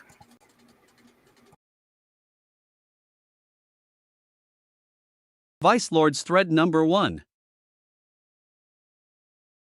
This is one of Dustin Overbay's Facebook pages. He lives in Kingsport, Tennessee, and is allegedly a high-ranking member of the Vice Lord's gang. Dustin has 2 friends that work for Hawkins County Sheriff's Office. Yes, you heard correctly, Dustin has 2 Facebook friends that claim to work for the Hawkins County Sheriff's Office. The Vice Lord Nation is one of the largest gangs in the United States, with chapters in every state in the nation and almost every city and town in this country. The Vice Lord Nation has grown so powerful because of the goals the nation has tried to accomplish over time. Many think it is all about drugs and money, but the real cause for the nation is not about drugs and money, or not even about violence, but this is the behavior that often results from membership, but the nation itself does not condone violence and criminal activity. With that being said, Jessica Crawford is Facebook friends with Dustin Overbay. First of all, the owner of Jessica's page doesn't have me convinced one bit that she works for the Hawkins County Sheriff's Office, and secondly, I'm certain that Jessica is a fake. Nonetheless, Jessica is Facebook friends with a member of the Vice Lord's gang. Jessica Crawford's Facebook intro. Works at Hawkins County Sheriff's Office, lives in Rogersville, Tennessee, from Detroit, Michigan. Jessica Crawford. Jessica Crawford's post from March 1, 2020. Bitches around here be like, OMG, I've lost 50 pounds, new diet, new me. No honey, you were introduced to meth. Quit lying. Seriously, we can all tell, that Snapchat filter, don't hide that shit. Get help instead of lying. Jessica Crawford's post from February 15, 2021. If there is any more of y'all that want to come at me sideways and tell me that my page is fake just because I'm from Tri-Cities and have all my teeth and don't look like a crackhead, please do. I feel sorry for y'all. Deadass, bet y'all the same women and or girls that your man is on my page liking my pictures, I can't help but get your man sis and worry about your relationship. I have no reason to lie, I'm not that dumb and or petty to make up a fake profile. Y'all are the ones that are sent back with your fake profiles, staring on and being creeps, the people you wish that you could be. Fucking losers. Oh, and if your reasoning is like, oh my gosh, why do you not ever get on here and post except for every now and then? It's because I have this thing, what some people like to call a fucking job. You should try it, it's nice, plus you get money and you can go out and buy stuff and not steal it. Just a suggestion, I always love giving those. Jessica uses photos that she gets from the internet for her Facebook page. Here are some examples. Look at this photo of candles and a blanket Jessica posted on June 19, 2021. Source: HGTV wedding backdrop. Jessica posted this photo of sunflowers on July 18, 2021. Source: sunflower photo by Michael Rhino Photography. Jessica posted this photo on October 19, 2017 with the caption, "White pumpkins bring me happiness." Source: White Pumpkin Computer Wallpaper. On May 16, 2018, Jessica Crawford posted this photo with the caption, "Vacation." Source: Amazon Aloha Hawaii phone holder. Warning: this next post is very disturbing. It wasn't posted by Jessica, but it was shared by another individual on June 6, 2022. Shockingly, Jessica hasn't removed it from her page. The post reads, young student these days so terrible, how can help thems? Chopped so deep schoolgirl 19-year-old from university in private room. Don't be curious about it if you are under 18. Next, is the other Facebook friend of Dustin Overbay that claims to work for Hawkins County Sheriff's Office, Stanley Flewellen. He is a deputy at Hawkins County Sheriff's Office and his Facebook page is for real. I completely respect Deputy Flewellen's position with the Hawkins County Sheriff's Office, especially with the high level of dangerous crimes in that area. With that being said, the question is, why is Deputy Flewellen Facebook friends with Dustin, the Vice Lord's gang member? Stanley Flewellen, I put my demons to rest, but they've been stalking me. June 2, 2022. Deputy Flewellen looking buff. Thunder Sky Studio only has best wishes for your respected profession in law enforcement. Thank you for your duty. Coincidentally, and without even consciously looking for it, I got this article from the Kingsport Times News, July 2007, and it just so happens that Stanley Flewellen Sr. was allegedly caught selling marijuana. I can only assume that this is Deputy Flewellen's father. As a reminder to everyone watching this, all of this information is available on the World Wide Web and it is solely being reported as part of the ongoing research for information in the hopes of finding Summer Wells of Hawkins County, Tennessee.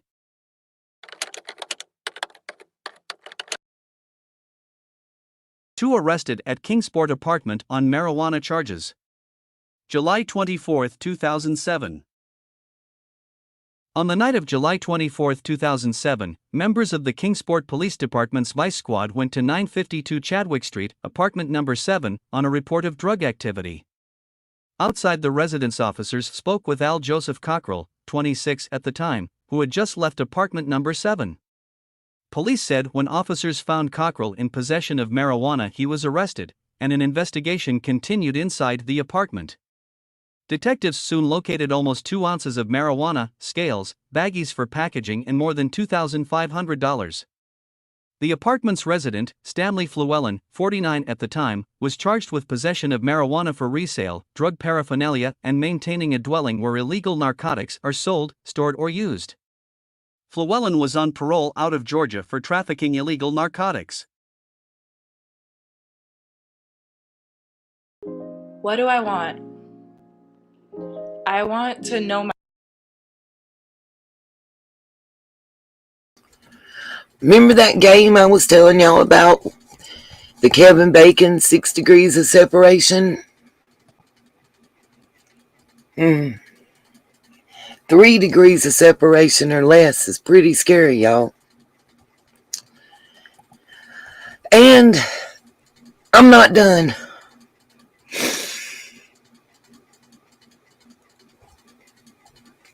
I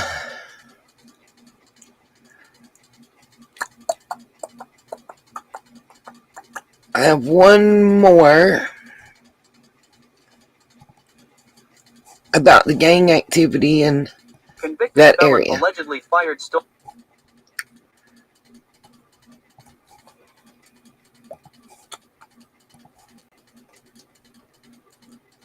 What's up, RJ? I'm glad you're just now joining the chat. Before it would have put you in an awkward position.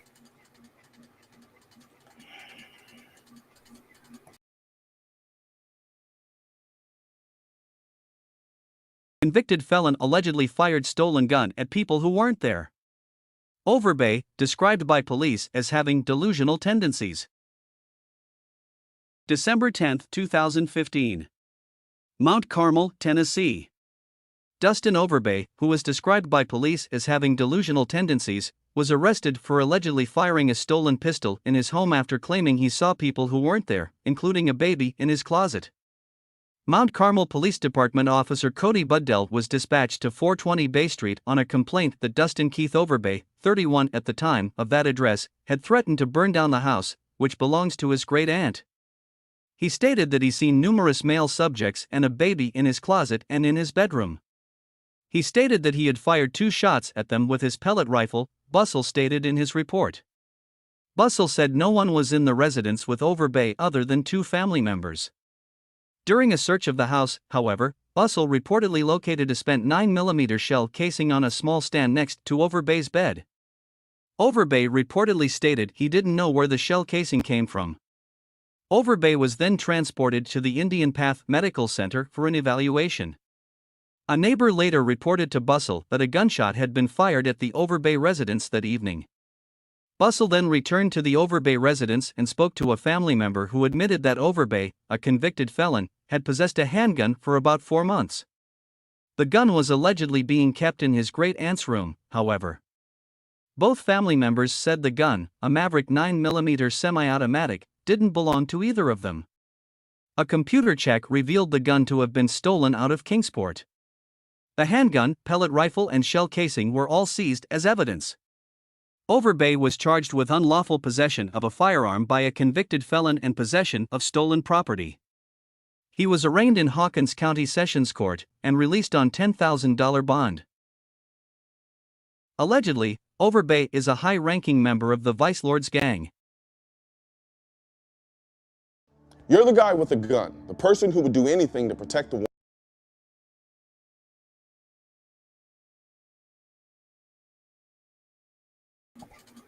Well, RJ, I'm not going to ask you to comment. I don't want to put you in that type of position. I have that kind of respect. All I'm saying, Rhonda type math, M-A-T-H instead of the M-E. It's just a YouTube thing. Like I've said previously in this, no accusation. But if we can look at this and say, this matches the symbol that's well known and put out by DEA as being symbolism to associate with this gang, then other gang members are going to draw that same kind of conclusion. Other enforcement agencies are going to draw that same kind of conclusion. We've heard for years where if you were in certain areas, let's go to Compton, for instance, that's mainly controlled by the Bloods. Go walking through there with a blue bandana. You might not walk out. That's what I'm saying. You can't. There's been numerous instances of individuals who have walked down the wrong street wearing the wrong color of shirt, pants, shoes, bandana, hair bow, whatever, and lost their life because they were in a territory controlled by this gang or that gang. You can't. It's not just in the large cities now. It's not just in California and New York and Washington or wherever. It's in small town America. It's in Podunk. It's in your backyard. Your next door neighbors, cousins, brothers, aunts, uncles, sisters, nephew that stay in. Rhonda, that cracked me up. Real talk. I'm not trying to scare anybody. I'm not trying to upset anybody. I'm trying to put some factual knowledge out there. It's well known. I will check right now, Mama Bear. It's well known. Absolutely. Right on, Smiley. Back in the 80s, listen, I was the first one in junior high I loved the Rock and Roll Express and wrestling, and I had every color bandana you could think of tied around me and everything else. And I'm walking around with them hanging. Can you imagine if I did that now?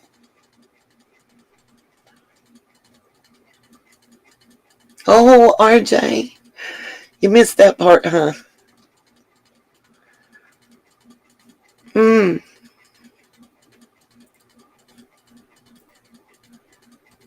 Yeah, RJ, yeah. What's up, Lisa? And those that just joined, Oh, don't feel that way, y'all. Got you, Tama. It is a fact that we need to deal with. I mean, all of us here have children, grandchildren, nieces, nephews, brothers, sisters, little cousins, whatever, and you need to be aware. This conversation today is about education and awareness.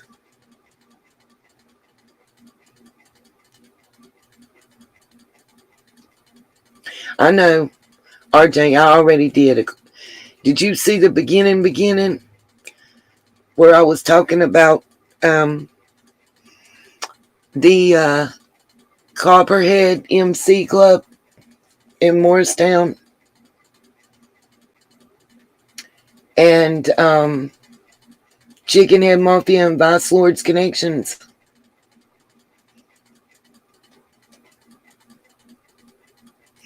I haven't even gotten to showing the news articles. Oh, God. Oh.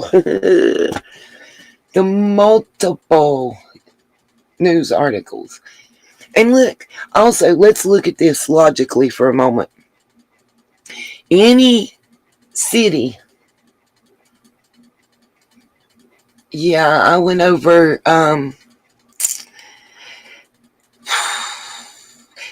not only did I go to their page telling who they are and everything else and show people how to get there, but I also went to the corporate links, to show their filings, dissolution, all that dates.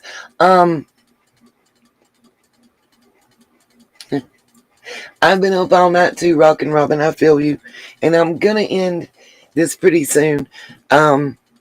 After I show some newspaper and TV articles. But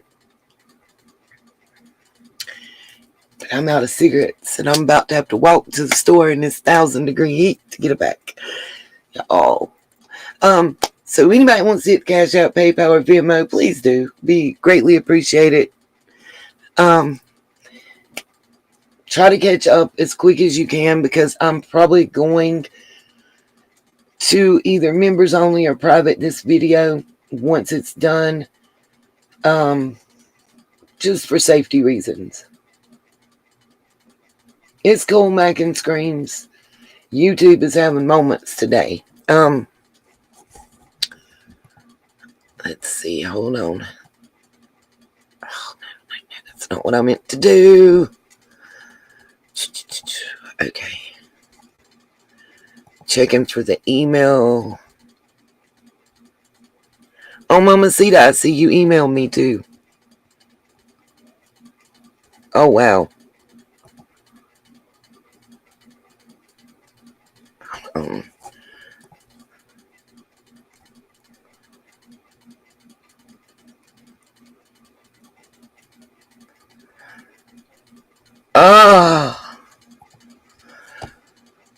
Wow.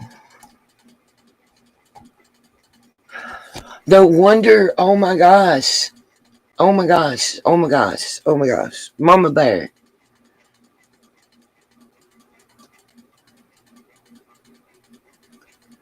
Mama Bear. No wonder you reacted that way to that cross. Wow. Yeah.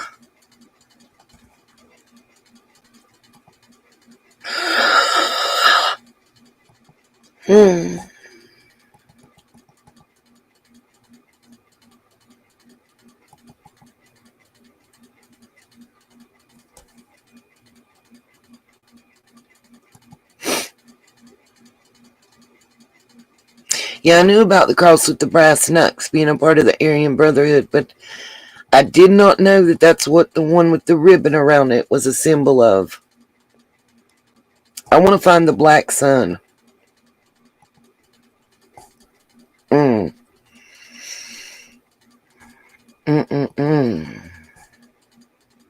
Y'all, I'm sorry. I'm just looking at what I received.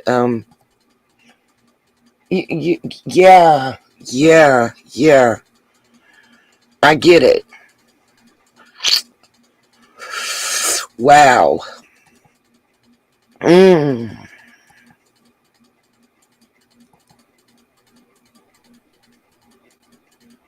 Holy shite.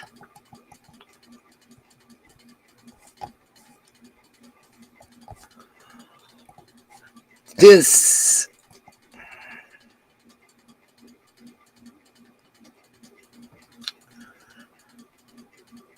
Okay, I'm gonna share one picture.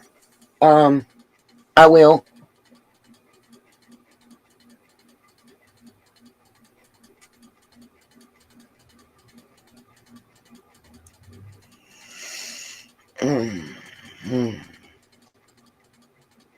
Yeah, that's what I'm saying. This is gonna be privated after the end.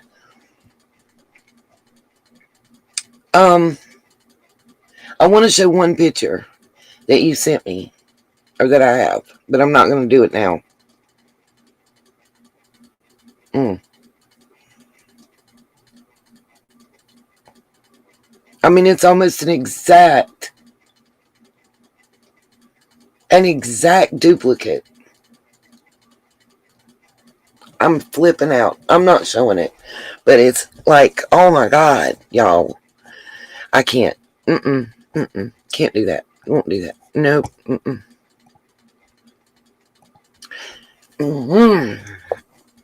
Wow. Okay. Let's get back to these newspaper articles. By the way, I'm going to give a list of names. Don't expect any comments. These are arrests. CHM, or Chicken Head Mafia arrest.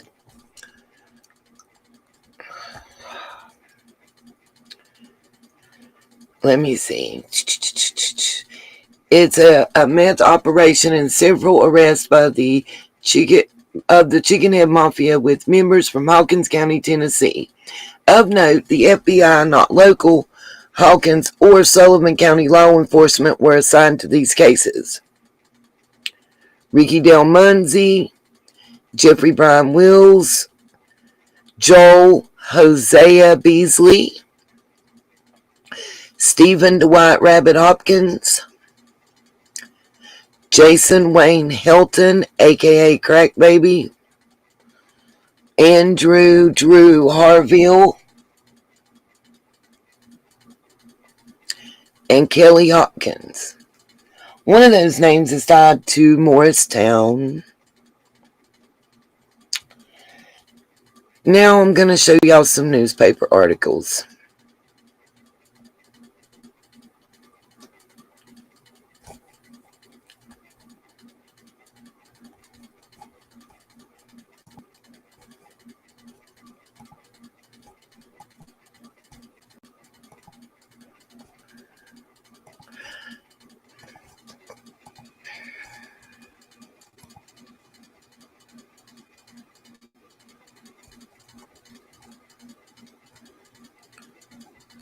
Hopefully I won't get knocked off.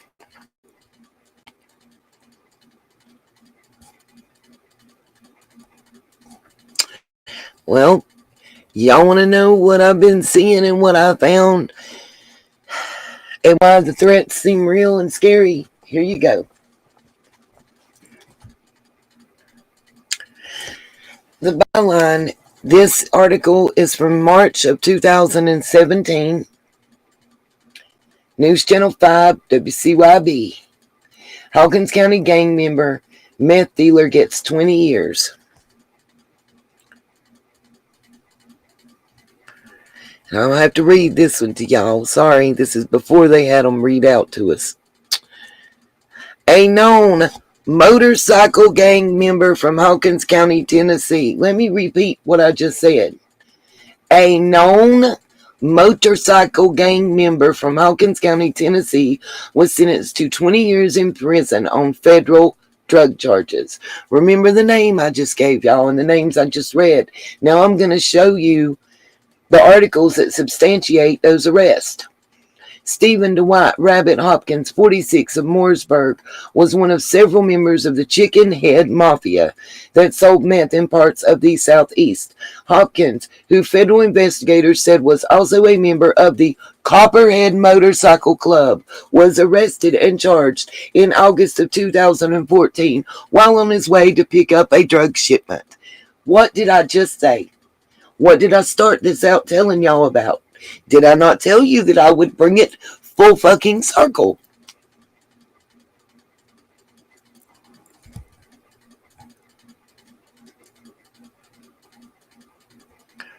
Now, why were local law enforcement agencies not allowed to participate? Let's finish reading the article. Prosecutors said Hopkins' primary dealing area was concentrated in Hamlin County and Morristown. He had a previous meth conviction in 2003, according to court records, and agreed to a plea deal back in November. I'm not done. We're just beginning.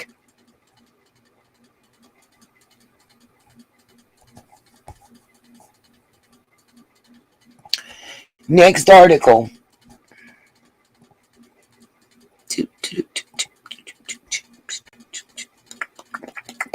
Sorry guys, it takes it a moment to load. But this one is the Rogersville Review we'll be showing you.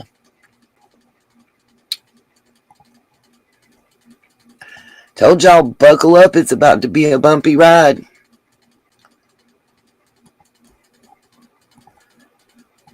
RJ might want to excuse himself.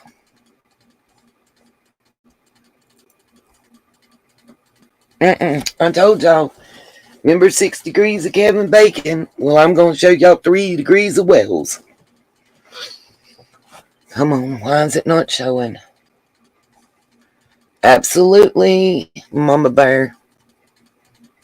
Oh, come on. My YouTube's hanging up. Sorry, y'all.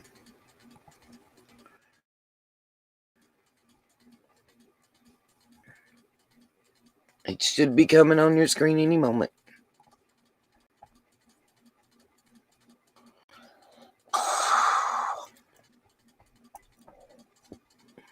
Okay.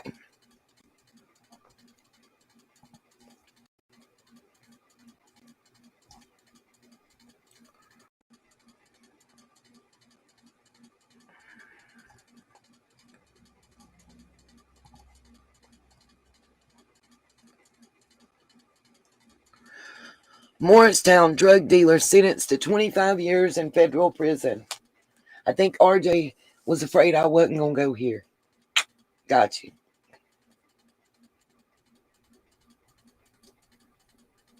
Exactly, Mackin screams.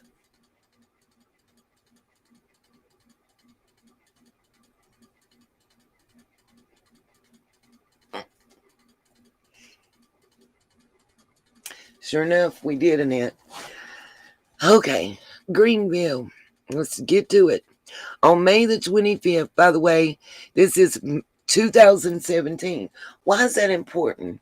How many of these people are going to be coming home?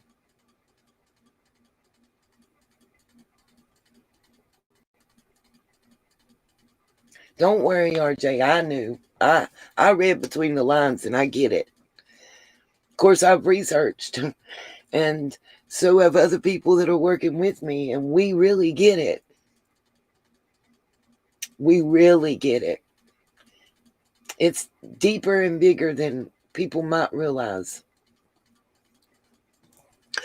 On May the 25th, let's get her done, y'all. Joel Jose.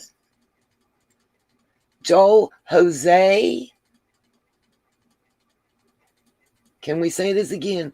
Joel Jose Beasley, aka Jose, 37 of Morristown, was sentenced by U.S. District Court Judge R. Leon Jordan to serve 300 months, 25 years, in federal prison following his convictions on methamphetamine conspiracy and firearm charges. By the way, let me tell you something.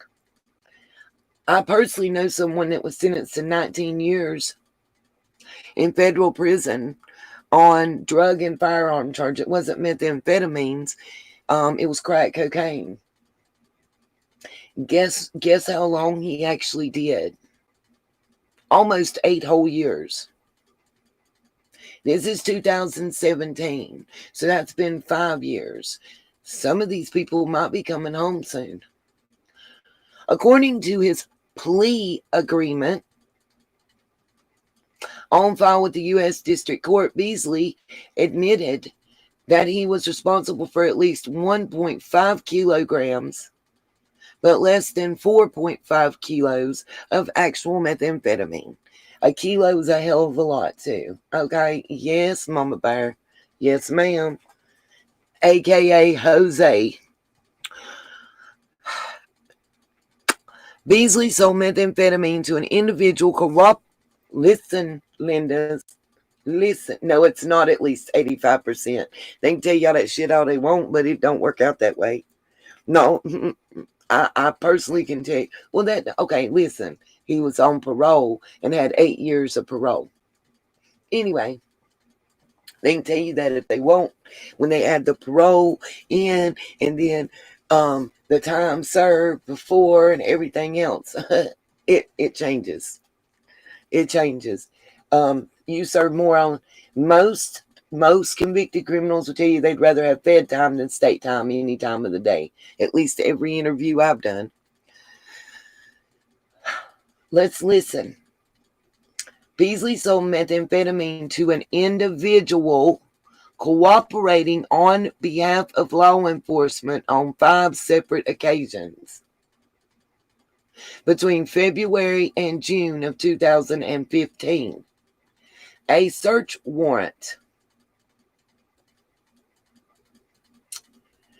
executed at his residence in Morristown in June 2015 produced over an ounce of methamphetamine and multiple firearms.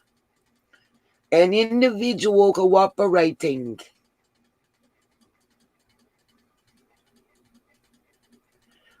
I would bet so, Mama Bear. Stay with me.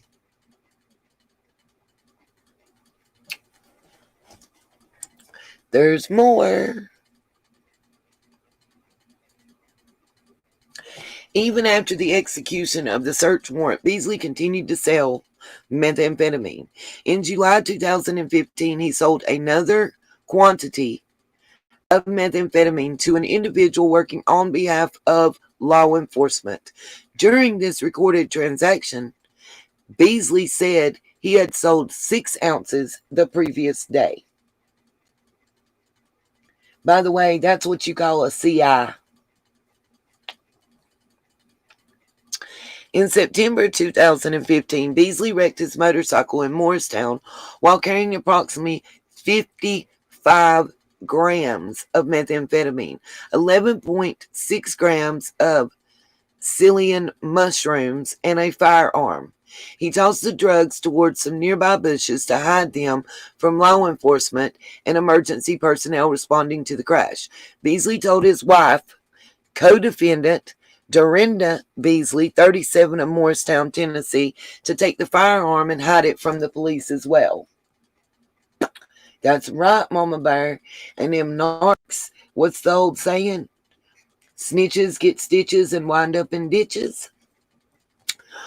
La, la, la, la, la, la. After his September 2015 incident, Beasley continued to engage in the conspiracy by participating in numerous recorded jail calls with co-conspirators. In several conversations, he told his wife, Dorinda Beasley, to collect debts from people who owed money. Now, let me tell y'all something. Y'all remember me talking about a case in Morristown where there was somebody in the court documents is still referred to, I believe, as number 4, and they've never been identified. They were a confidential informant that was brought in by one of these people that are going to be named, and they told on everybody. They set them up, they snitched. They were working for the law enforcement when they got there in 2015.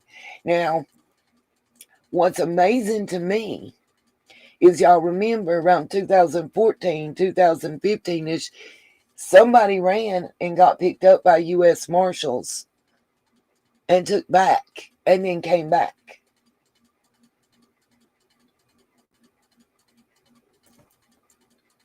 Hello. Anyway.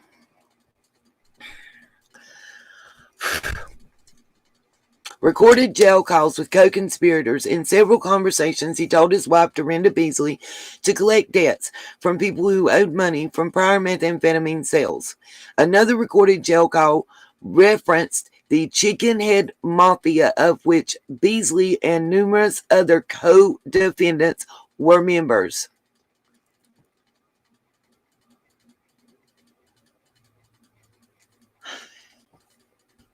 Remember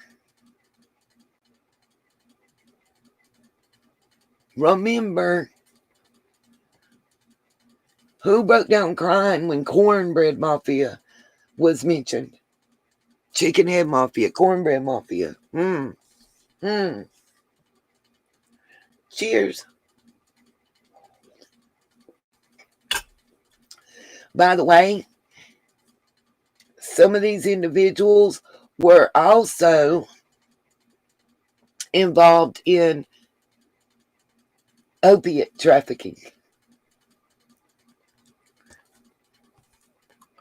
So let me reiterate this very last sentence. Another recorded jail call referenced the Chicken Head Mafia, of which Beasley and numerous other co-defendants were members. In addition to involving his wife into the conspiracy, Beasley's son, John Beasley, 19, of Morristown, attempted to take his father's place by selling methamphetamine once he was put into jail. John Beasley was previously sentenced to 78 months in prison for his role in the conspiracy. Law enforcement agencies participating in this investigation included the FBI, Hamlin County Sheriff's Office, Morristown Police Department, and the 3rd and 4th District Judicial Drug Task Force. Assistant U.S. Attorney Wayne Taylor represented the United States. Wish I could say that was the end, but it's not. There's more.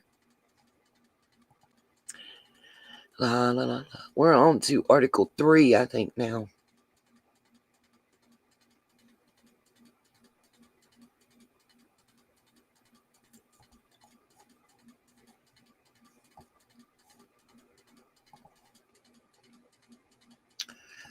Next article.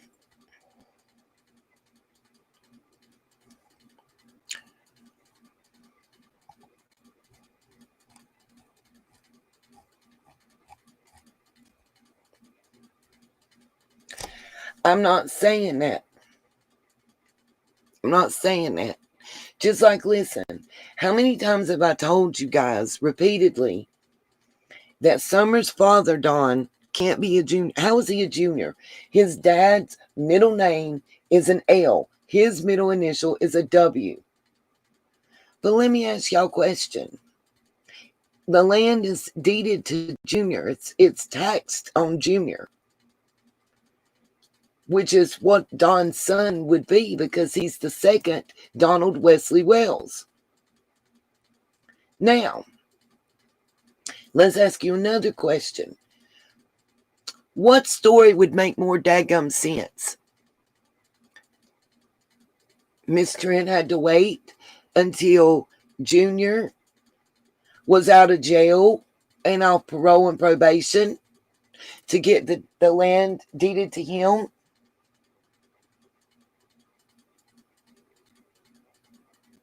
And that's why it was 2015 instead of right when Clyda died. Or that Don finally settled down, which we see he still hasn't. He's in jail for DUI. Which makes more sense. Look at when Junior got out of jail. I'm tired of people thinking I'm an idiot and acting like it. Let's talk about this next article now.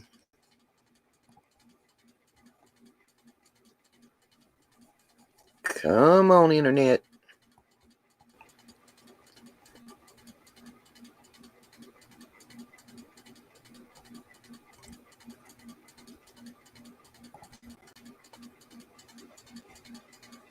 I'm going to pause and let them read it to you now.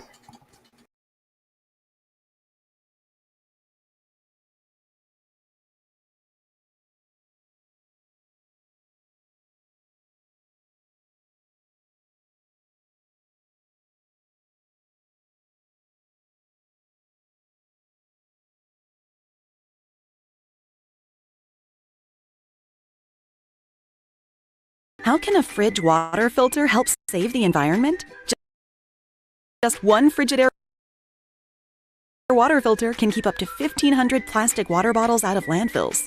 Get great tasting filtered water from your fridge instead and keep the plastic bottles out of it.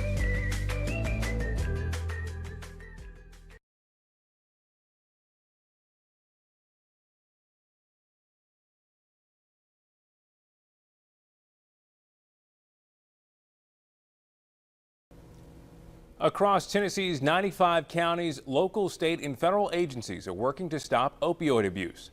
But there's another menace that just won't let go. Back in March, the Hamlin County Sheriff's Office arrested Ricky Dale Muncie on drug charges. 2 weeks ago, he pleaded guilty to conspiracy to distribute more than 50 grams of meth. Even with that plea, Muncie faces life in prison. In Hamlin County, undercover agents are still hard at it, making buys and taking information to build cases against meth dealers. Today, they say meth coming from south of the border is making their job tougher. When I first started as a patrolman, I knew there was a drug problem in Hamlin County. This sergeant with the Hamlin County Sheriff's Department says that problem is now unreal. He's worked 6 years undercover and watched addicts transition from pills to meth. Here, meth is still very much an issue.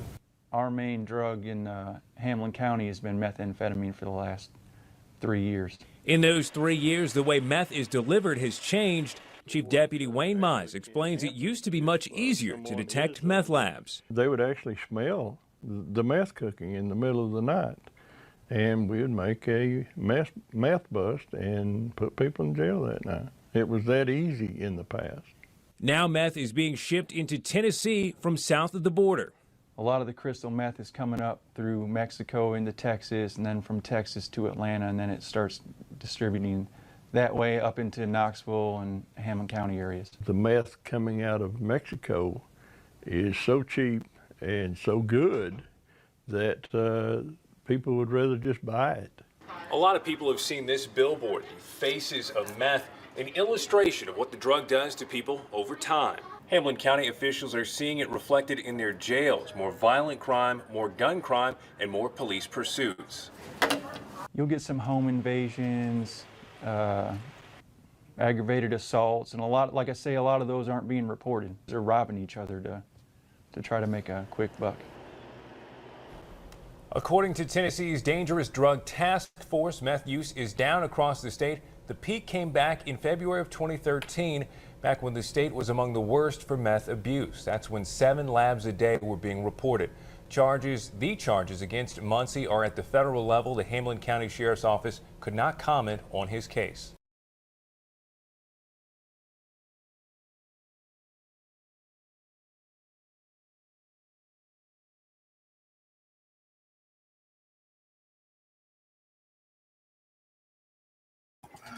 Next, unfortunately,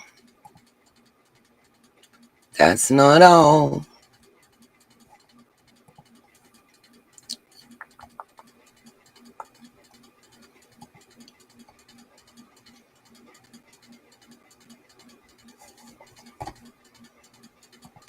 Y'all gonna love this one. Love it when the Department of Justice website gives you one.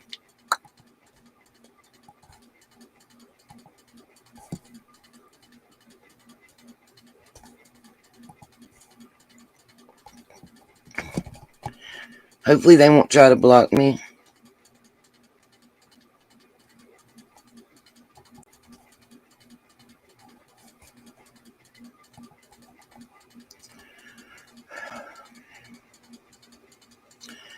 Y'all see that this is the U.S. Department of Justice website. The United States Attorney General's Office, Eastern District of Tennessee. Okay.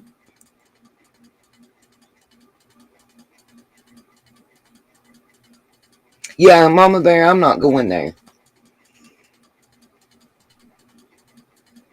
This is February 2017. Morristown resident sentenced to 262 months in federal prison for role in methamphetamine conspiracy. On January 31st, 2017, Jason Wayne Helton, aka Crack Baby, we talked about, was sentenced. And let's see what else is in here that we didn't have in the other. We got the occasions. Oh, it breaks it down. On 3 occasions between December 15th and March 2016, and in February of 2016. Stone Mountain, Georgia.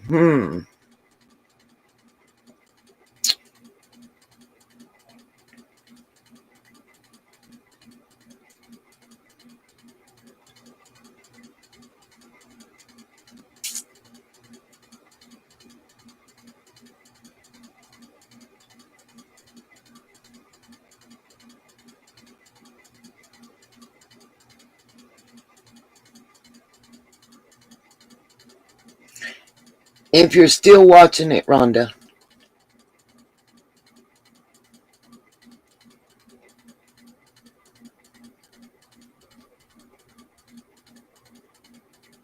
Again, there was an individual working on behalf of law enforcement.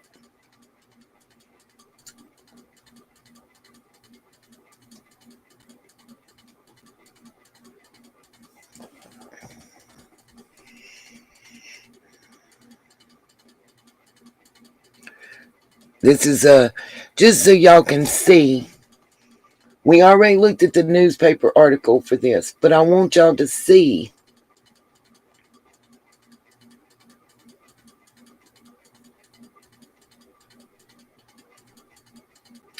that this is the official page, just for verification. Let's go on to the next one.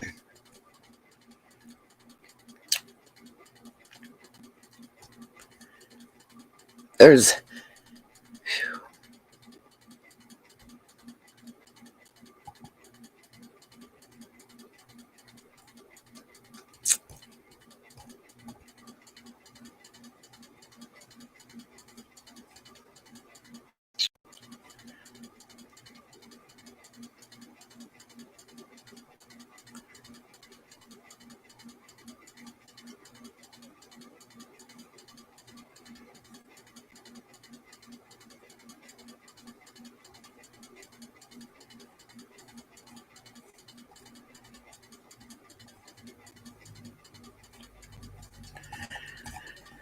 so the Newport Plain Talk. Just so y'all know, go ahead and I'll just show you this. I'm not reading it, my head hurts. I ain't gonna lie.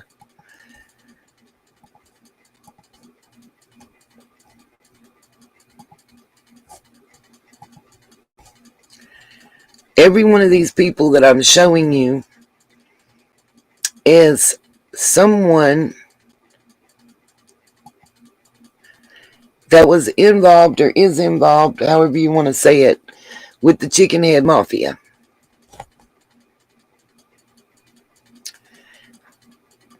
Sorry, y'all that live in Bluntville, you're next.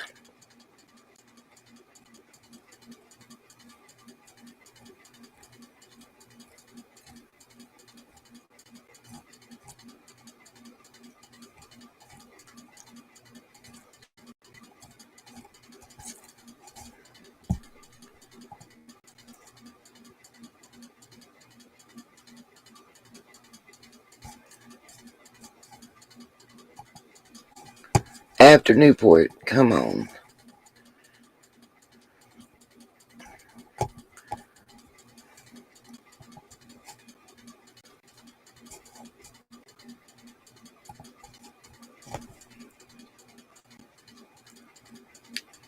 Del Rio meth man sentenced for meth conspiracy.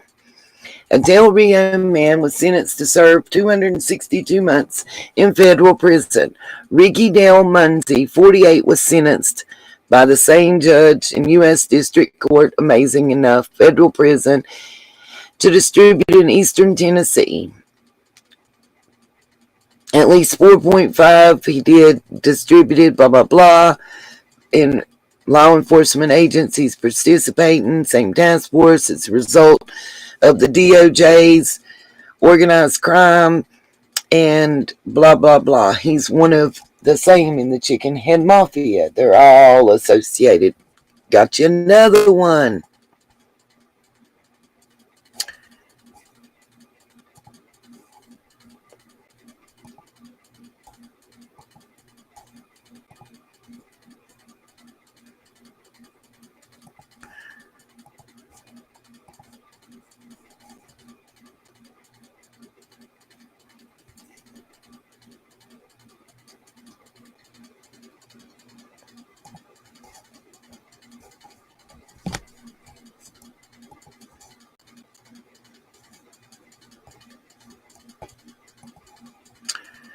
The Blunteville Daily Times.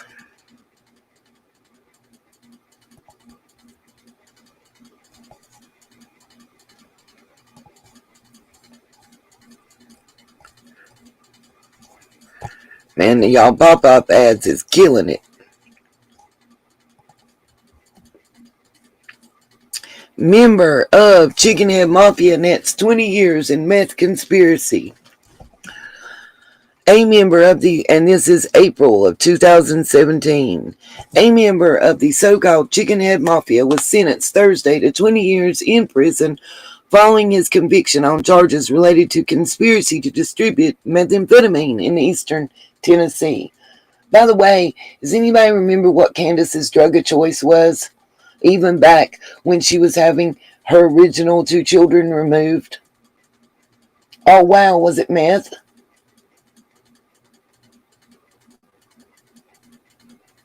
Bingo, we are anonymous. You hit the nose on the head. And why do we know that? Because the first article I showed you said that one of the members of the Chicken Head Mafia that was committing the conspiracy was part of the Copperhead MC Club, which is combined of former law enforcement and current law enforcement members. Bam! That part.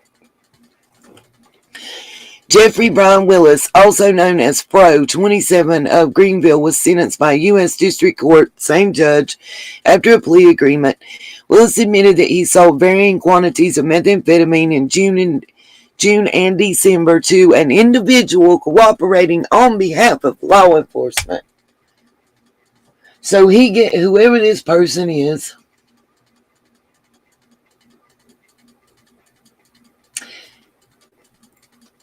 they got popped and they snitched and they went and they did deals with everybody.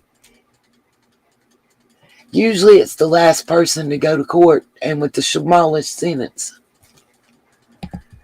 And the convicts know that.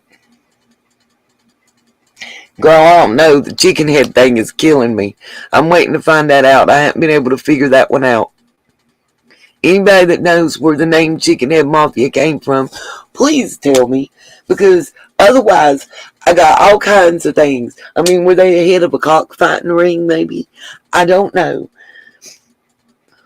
But Lord, yes, it was stated. I already showed the article. Anybody that wants to tell me no can hit that rewind.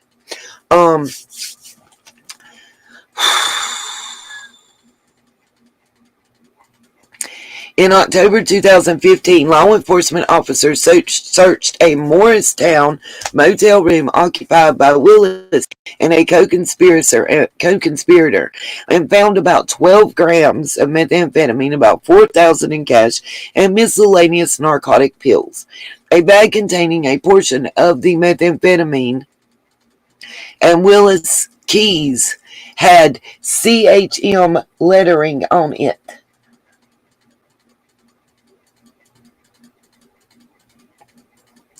According to the release, CHM stands for the Chicken Head Mafia, and Willis and co-defendants Ricky Mumsy, 48, of Del Rio, and Joel Jose Beasley, 37, of Mooresburg, were part of the CHM crew. Makes sense, Ocean. That's what I was thinking. Honest to goodness. Based on what I grew up around and know. By the way, keep threatening me, folks, because I ain't got jack else to lose. Y'all done took everything from me.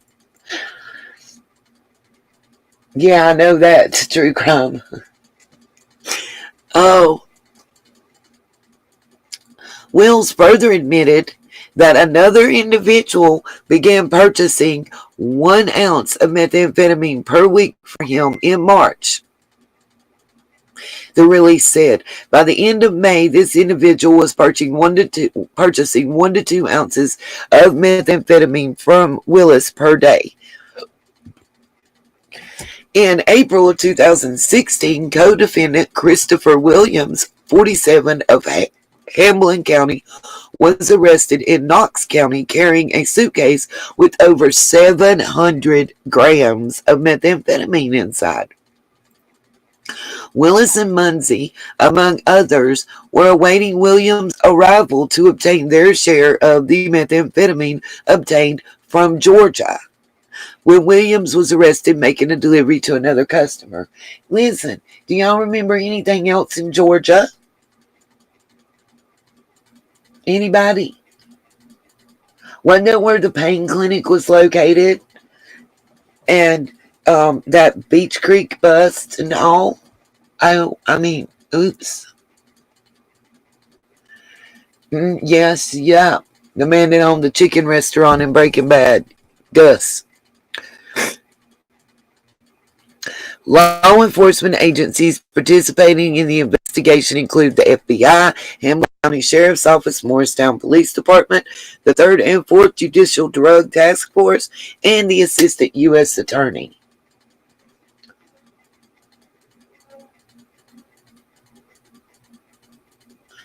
Bam! Oh, didn't know that chicken feed. Got you. Wow, though. It's Hamlin and Hawkins counties. What? All right. We're not done yet.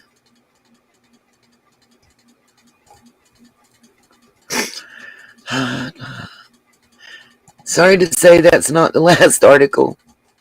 There's more.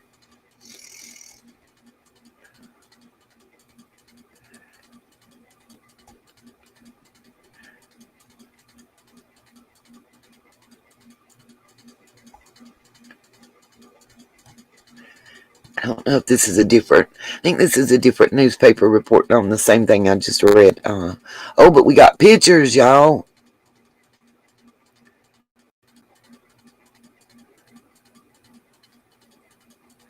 Oh, this is another one. Holy shit balls.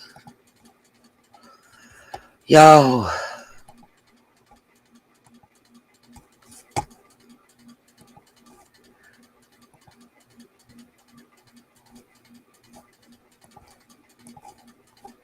This one's got mug shots.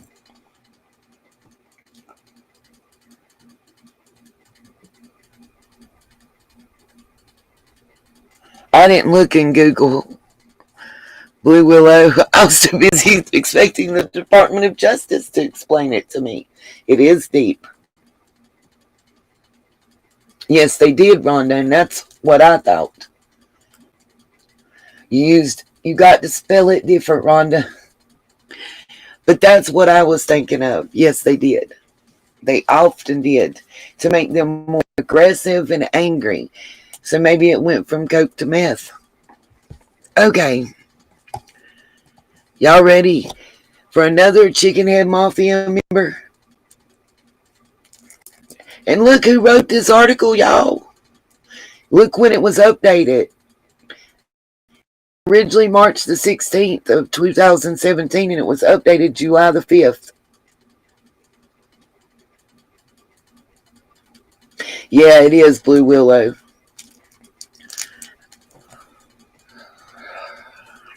Unfortunately. Okay.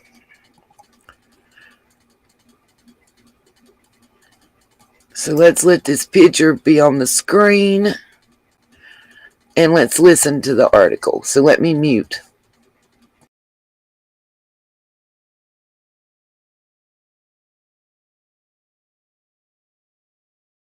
Greenville, a key member of the Hawkins County-based Chicken Head Mafia meth trafficking syndicate, had his wings clipped Thursday by U.S. District Judge Leon Jordan, who sentenced him to 20 years in a federal penitentiary. Stephen Dwight Rabbit Hopkins, 46, of Mooresburg, reportedly admitted to federal authorities that he had been cooking meth since 2000 and that he was responsible. Just a quick word from our sponsor. Amazon Business honors Ricardo Gurgel, owner of Veggie Root Tavern. This week, Ricardo saved big and used Amazon Business to help his team buy commercial deep fryers at a quantity discount. Because even veggies can be fried. I'm gonna need 2 orders of fried fiddleheads. With business buying easier than before, Ricardo now uses his extra time to focus on growing something big. Buy smarter, dream bigger. Visit Amazon Business, your partner for smart business buying. Fiddleheads. Yum. Responsible for at least 1.5 kilograms of meth, $150,000 street value, but less than 4.5 kilograms of meth, $450,000 street value. Next article. Gate City, children slid down slides and put on plastic firefighter helmets. Other kids got the chance to hop into an ambulance, touch a U.S. Army Humvee, or climb atop a fire truck. But all were there to get school supplies at the Gate City Back to School Bash, held Saturday in downtown. Just a quick word from our sponsor. Today with Amazon Business, Shannon Stuckey of Walburn Woodworking helped her team buy 63 circular saws. Okay, Andy, take it easy. Now she uses her time to focus on growing something big. Buy smarter, dream bigger. Visit Amazon Business, your partner for smart business buying. This is the first back-to-school bash we've ever had, and we're hopping, Leslie Crawford, executive director of Gate City Frontier, said. Hundreds of parents and children converged on the town streets for the 4-hour event that started at noon. The bash came as Scott County students prepared to go back to school on Tuesday. More than 300 backpacks and 300 school supply gift bags, which were paid for given through community donations throughout the summer, were handed out Saturday. The event had been scheduled for the previous week, but because of rain it was postponed until this weekend. Fortunately, the weather held out Saturday with sunny skies, cooler temperatures for August, and plenty of kids with smiles on their faces. Booths were set up by several organizations including the Gate City Fire Department, Gate City First Baptist Church, Gate City United Methodist Church, and dozens of others. Crawford said more than 30 businesses or organizations had booths at the event. There were a few organizations unable to make it due to the change in the date, but several of them provided monetary donations, Crawford said. Everybody supports each other, she said. We've ever had, and we're hopping, Leslie Crawford, executive director of Gate City Front.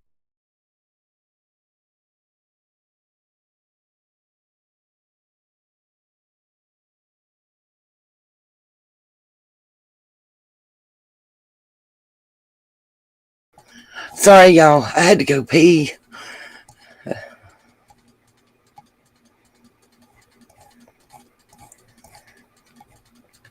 Trying to catch up, y'all. What I missed. Again, anybody that can, please hit the Cash App and the PayPal. That's right. We are anonymous. They sure do. Chicken heads cook chicken feed. Yes. I get it. I get it on levels y'all may not realize I'm getting it. Let me show you another one. One last article. For now. There's more. There's more.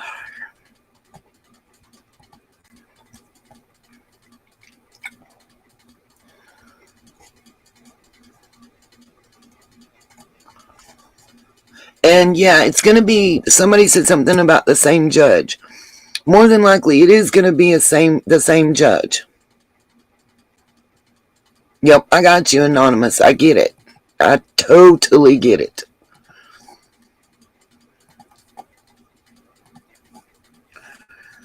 The reason it's going to be the same judge is because it's a conspiracy trial, and it's a federal judge, and it's a specific type of court. So it's going to be the same judge. That part I would expect in this type of situation. Here's the last article that I have for this episode. Then I'm going to start walking to the store.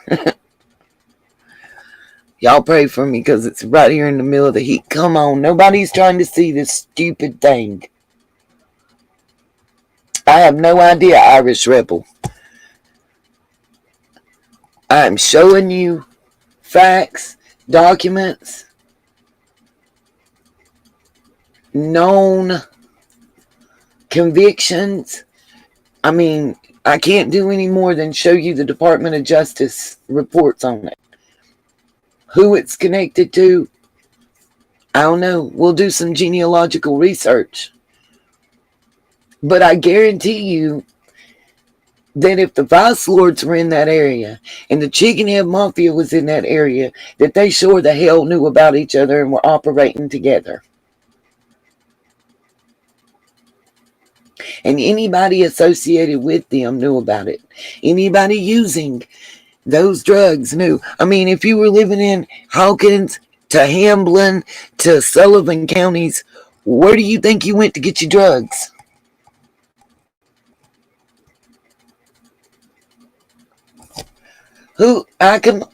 Irish Rebel, what do you mean? Who collected money on lips for school supplies? I've missed something.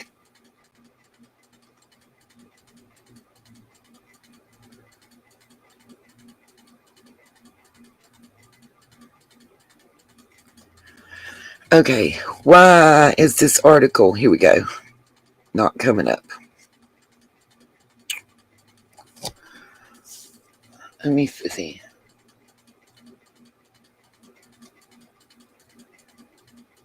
Yes, and yes, Mama Bear. Irish Rebel, who collected money on lips for school supplies?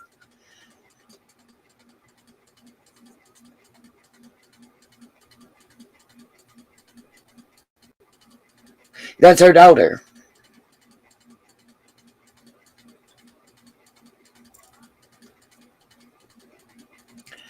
Her daughter that's supposed to be the same age as Summer.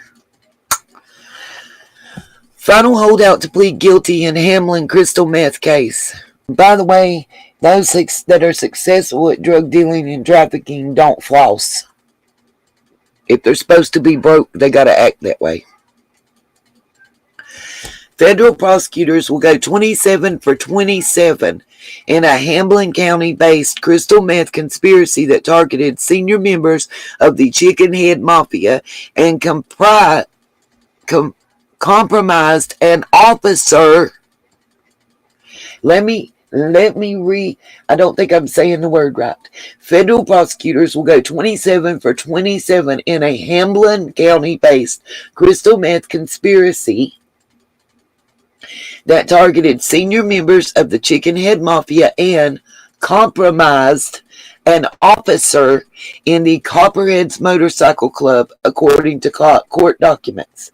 So let me ask again. Please don't try to tell me that this Copperheads thing has nothing to do with any of it. The lone holdout, Andrew Drew Harville, 29, indicated Tuesday he'll plead guilty to conspiracy to distribute more than 50 grams and accept 188-month federal prison terms.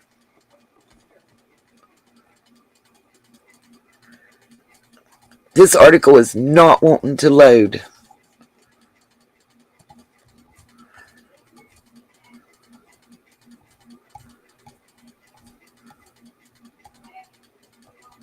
There's more to it, and it's not loading at all. I don't know what's going on, y'all. But let me say again, this is from the Citizen Tribune, and it was Sunday, August 14th, 2022. Why is it doing that? This article is from April the 19th, 2017. And again, it tells you right here that the Chickenhead Mafia and the Copperheads Motorcycle Club are connected. Now, Mr. Overbay and the other man that I showed you that are vice lords are also connected to the Chickenhead Mafia. Told y'all I'd bring y'all full circle. Then I've showed y'all the tattoos that indicate from the outside looking in that CB or CW, whatever y'all want to call her, is associated with the vice lords. I'll wait for somebody to try to talk shit. Alright guys, I don't know, it won't load the rest of the article.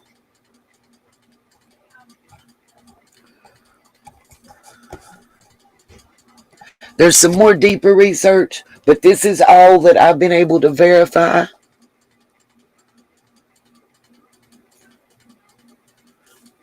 So far, this is all I've been able to verify 1000% to be accurate.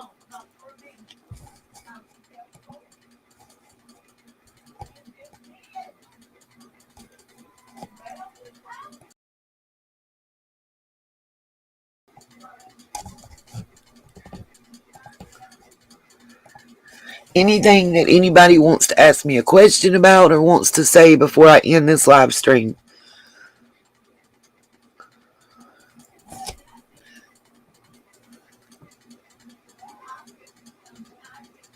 She already got a channel, Smiley World. Text me. I'll tell you who she really is, because I happen to know. Ain't that right, Marlena?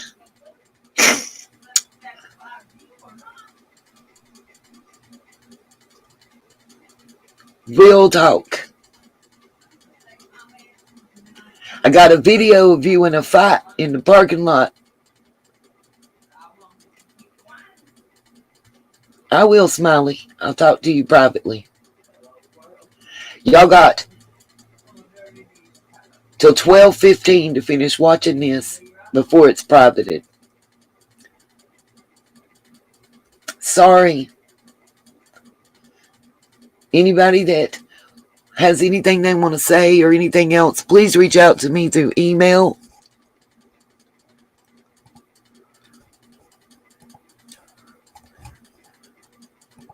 Mama Bear, I really appreciate you.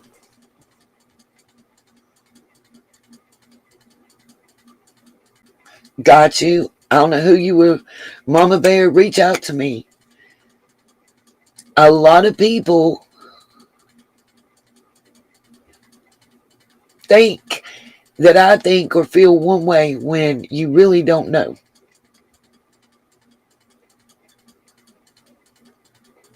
Awesome. True crime, you're welcome to anything you want. Y'all can see it's getting loud at my house, and I'm going to get blessed out if I say something. So I'm going to say peace, love, and light. I'm giving y'all until 12:30 Eastern time before I private this. If you can, please support the channel by hitting the Cash App or the PayPal or the Venmo. It'd be greatly appreciated, but not expected. Do all the YouTubey things and have a great day. I will be back later with more info to expand on this.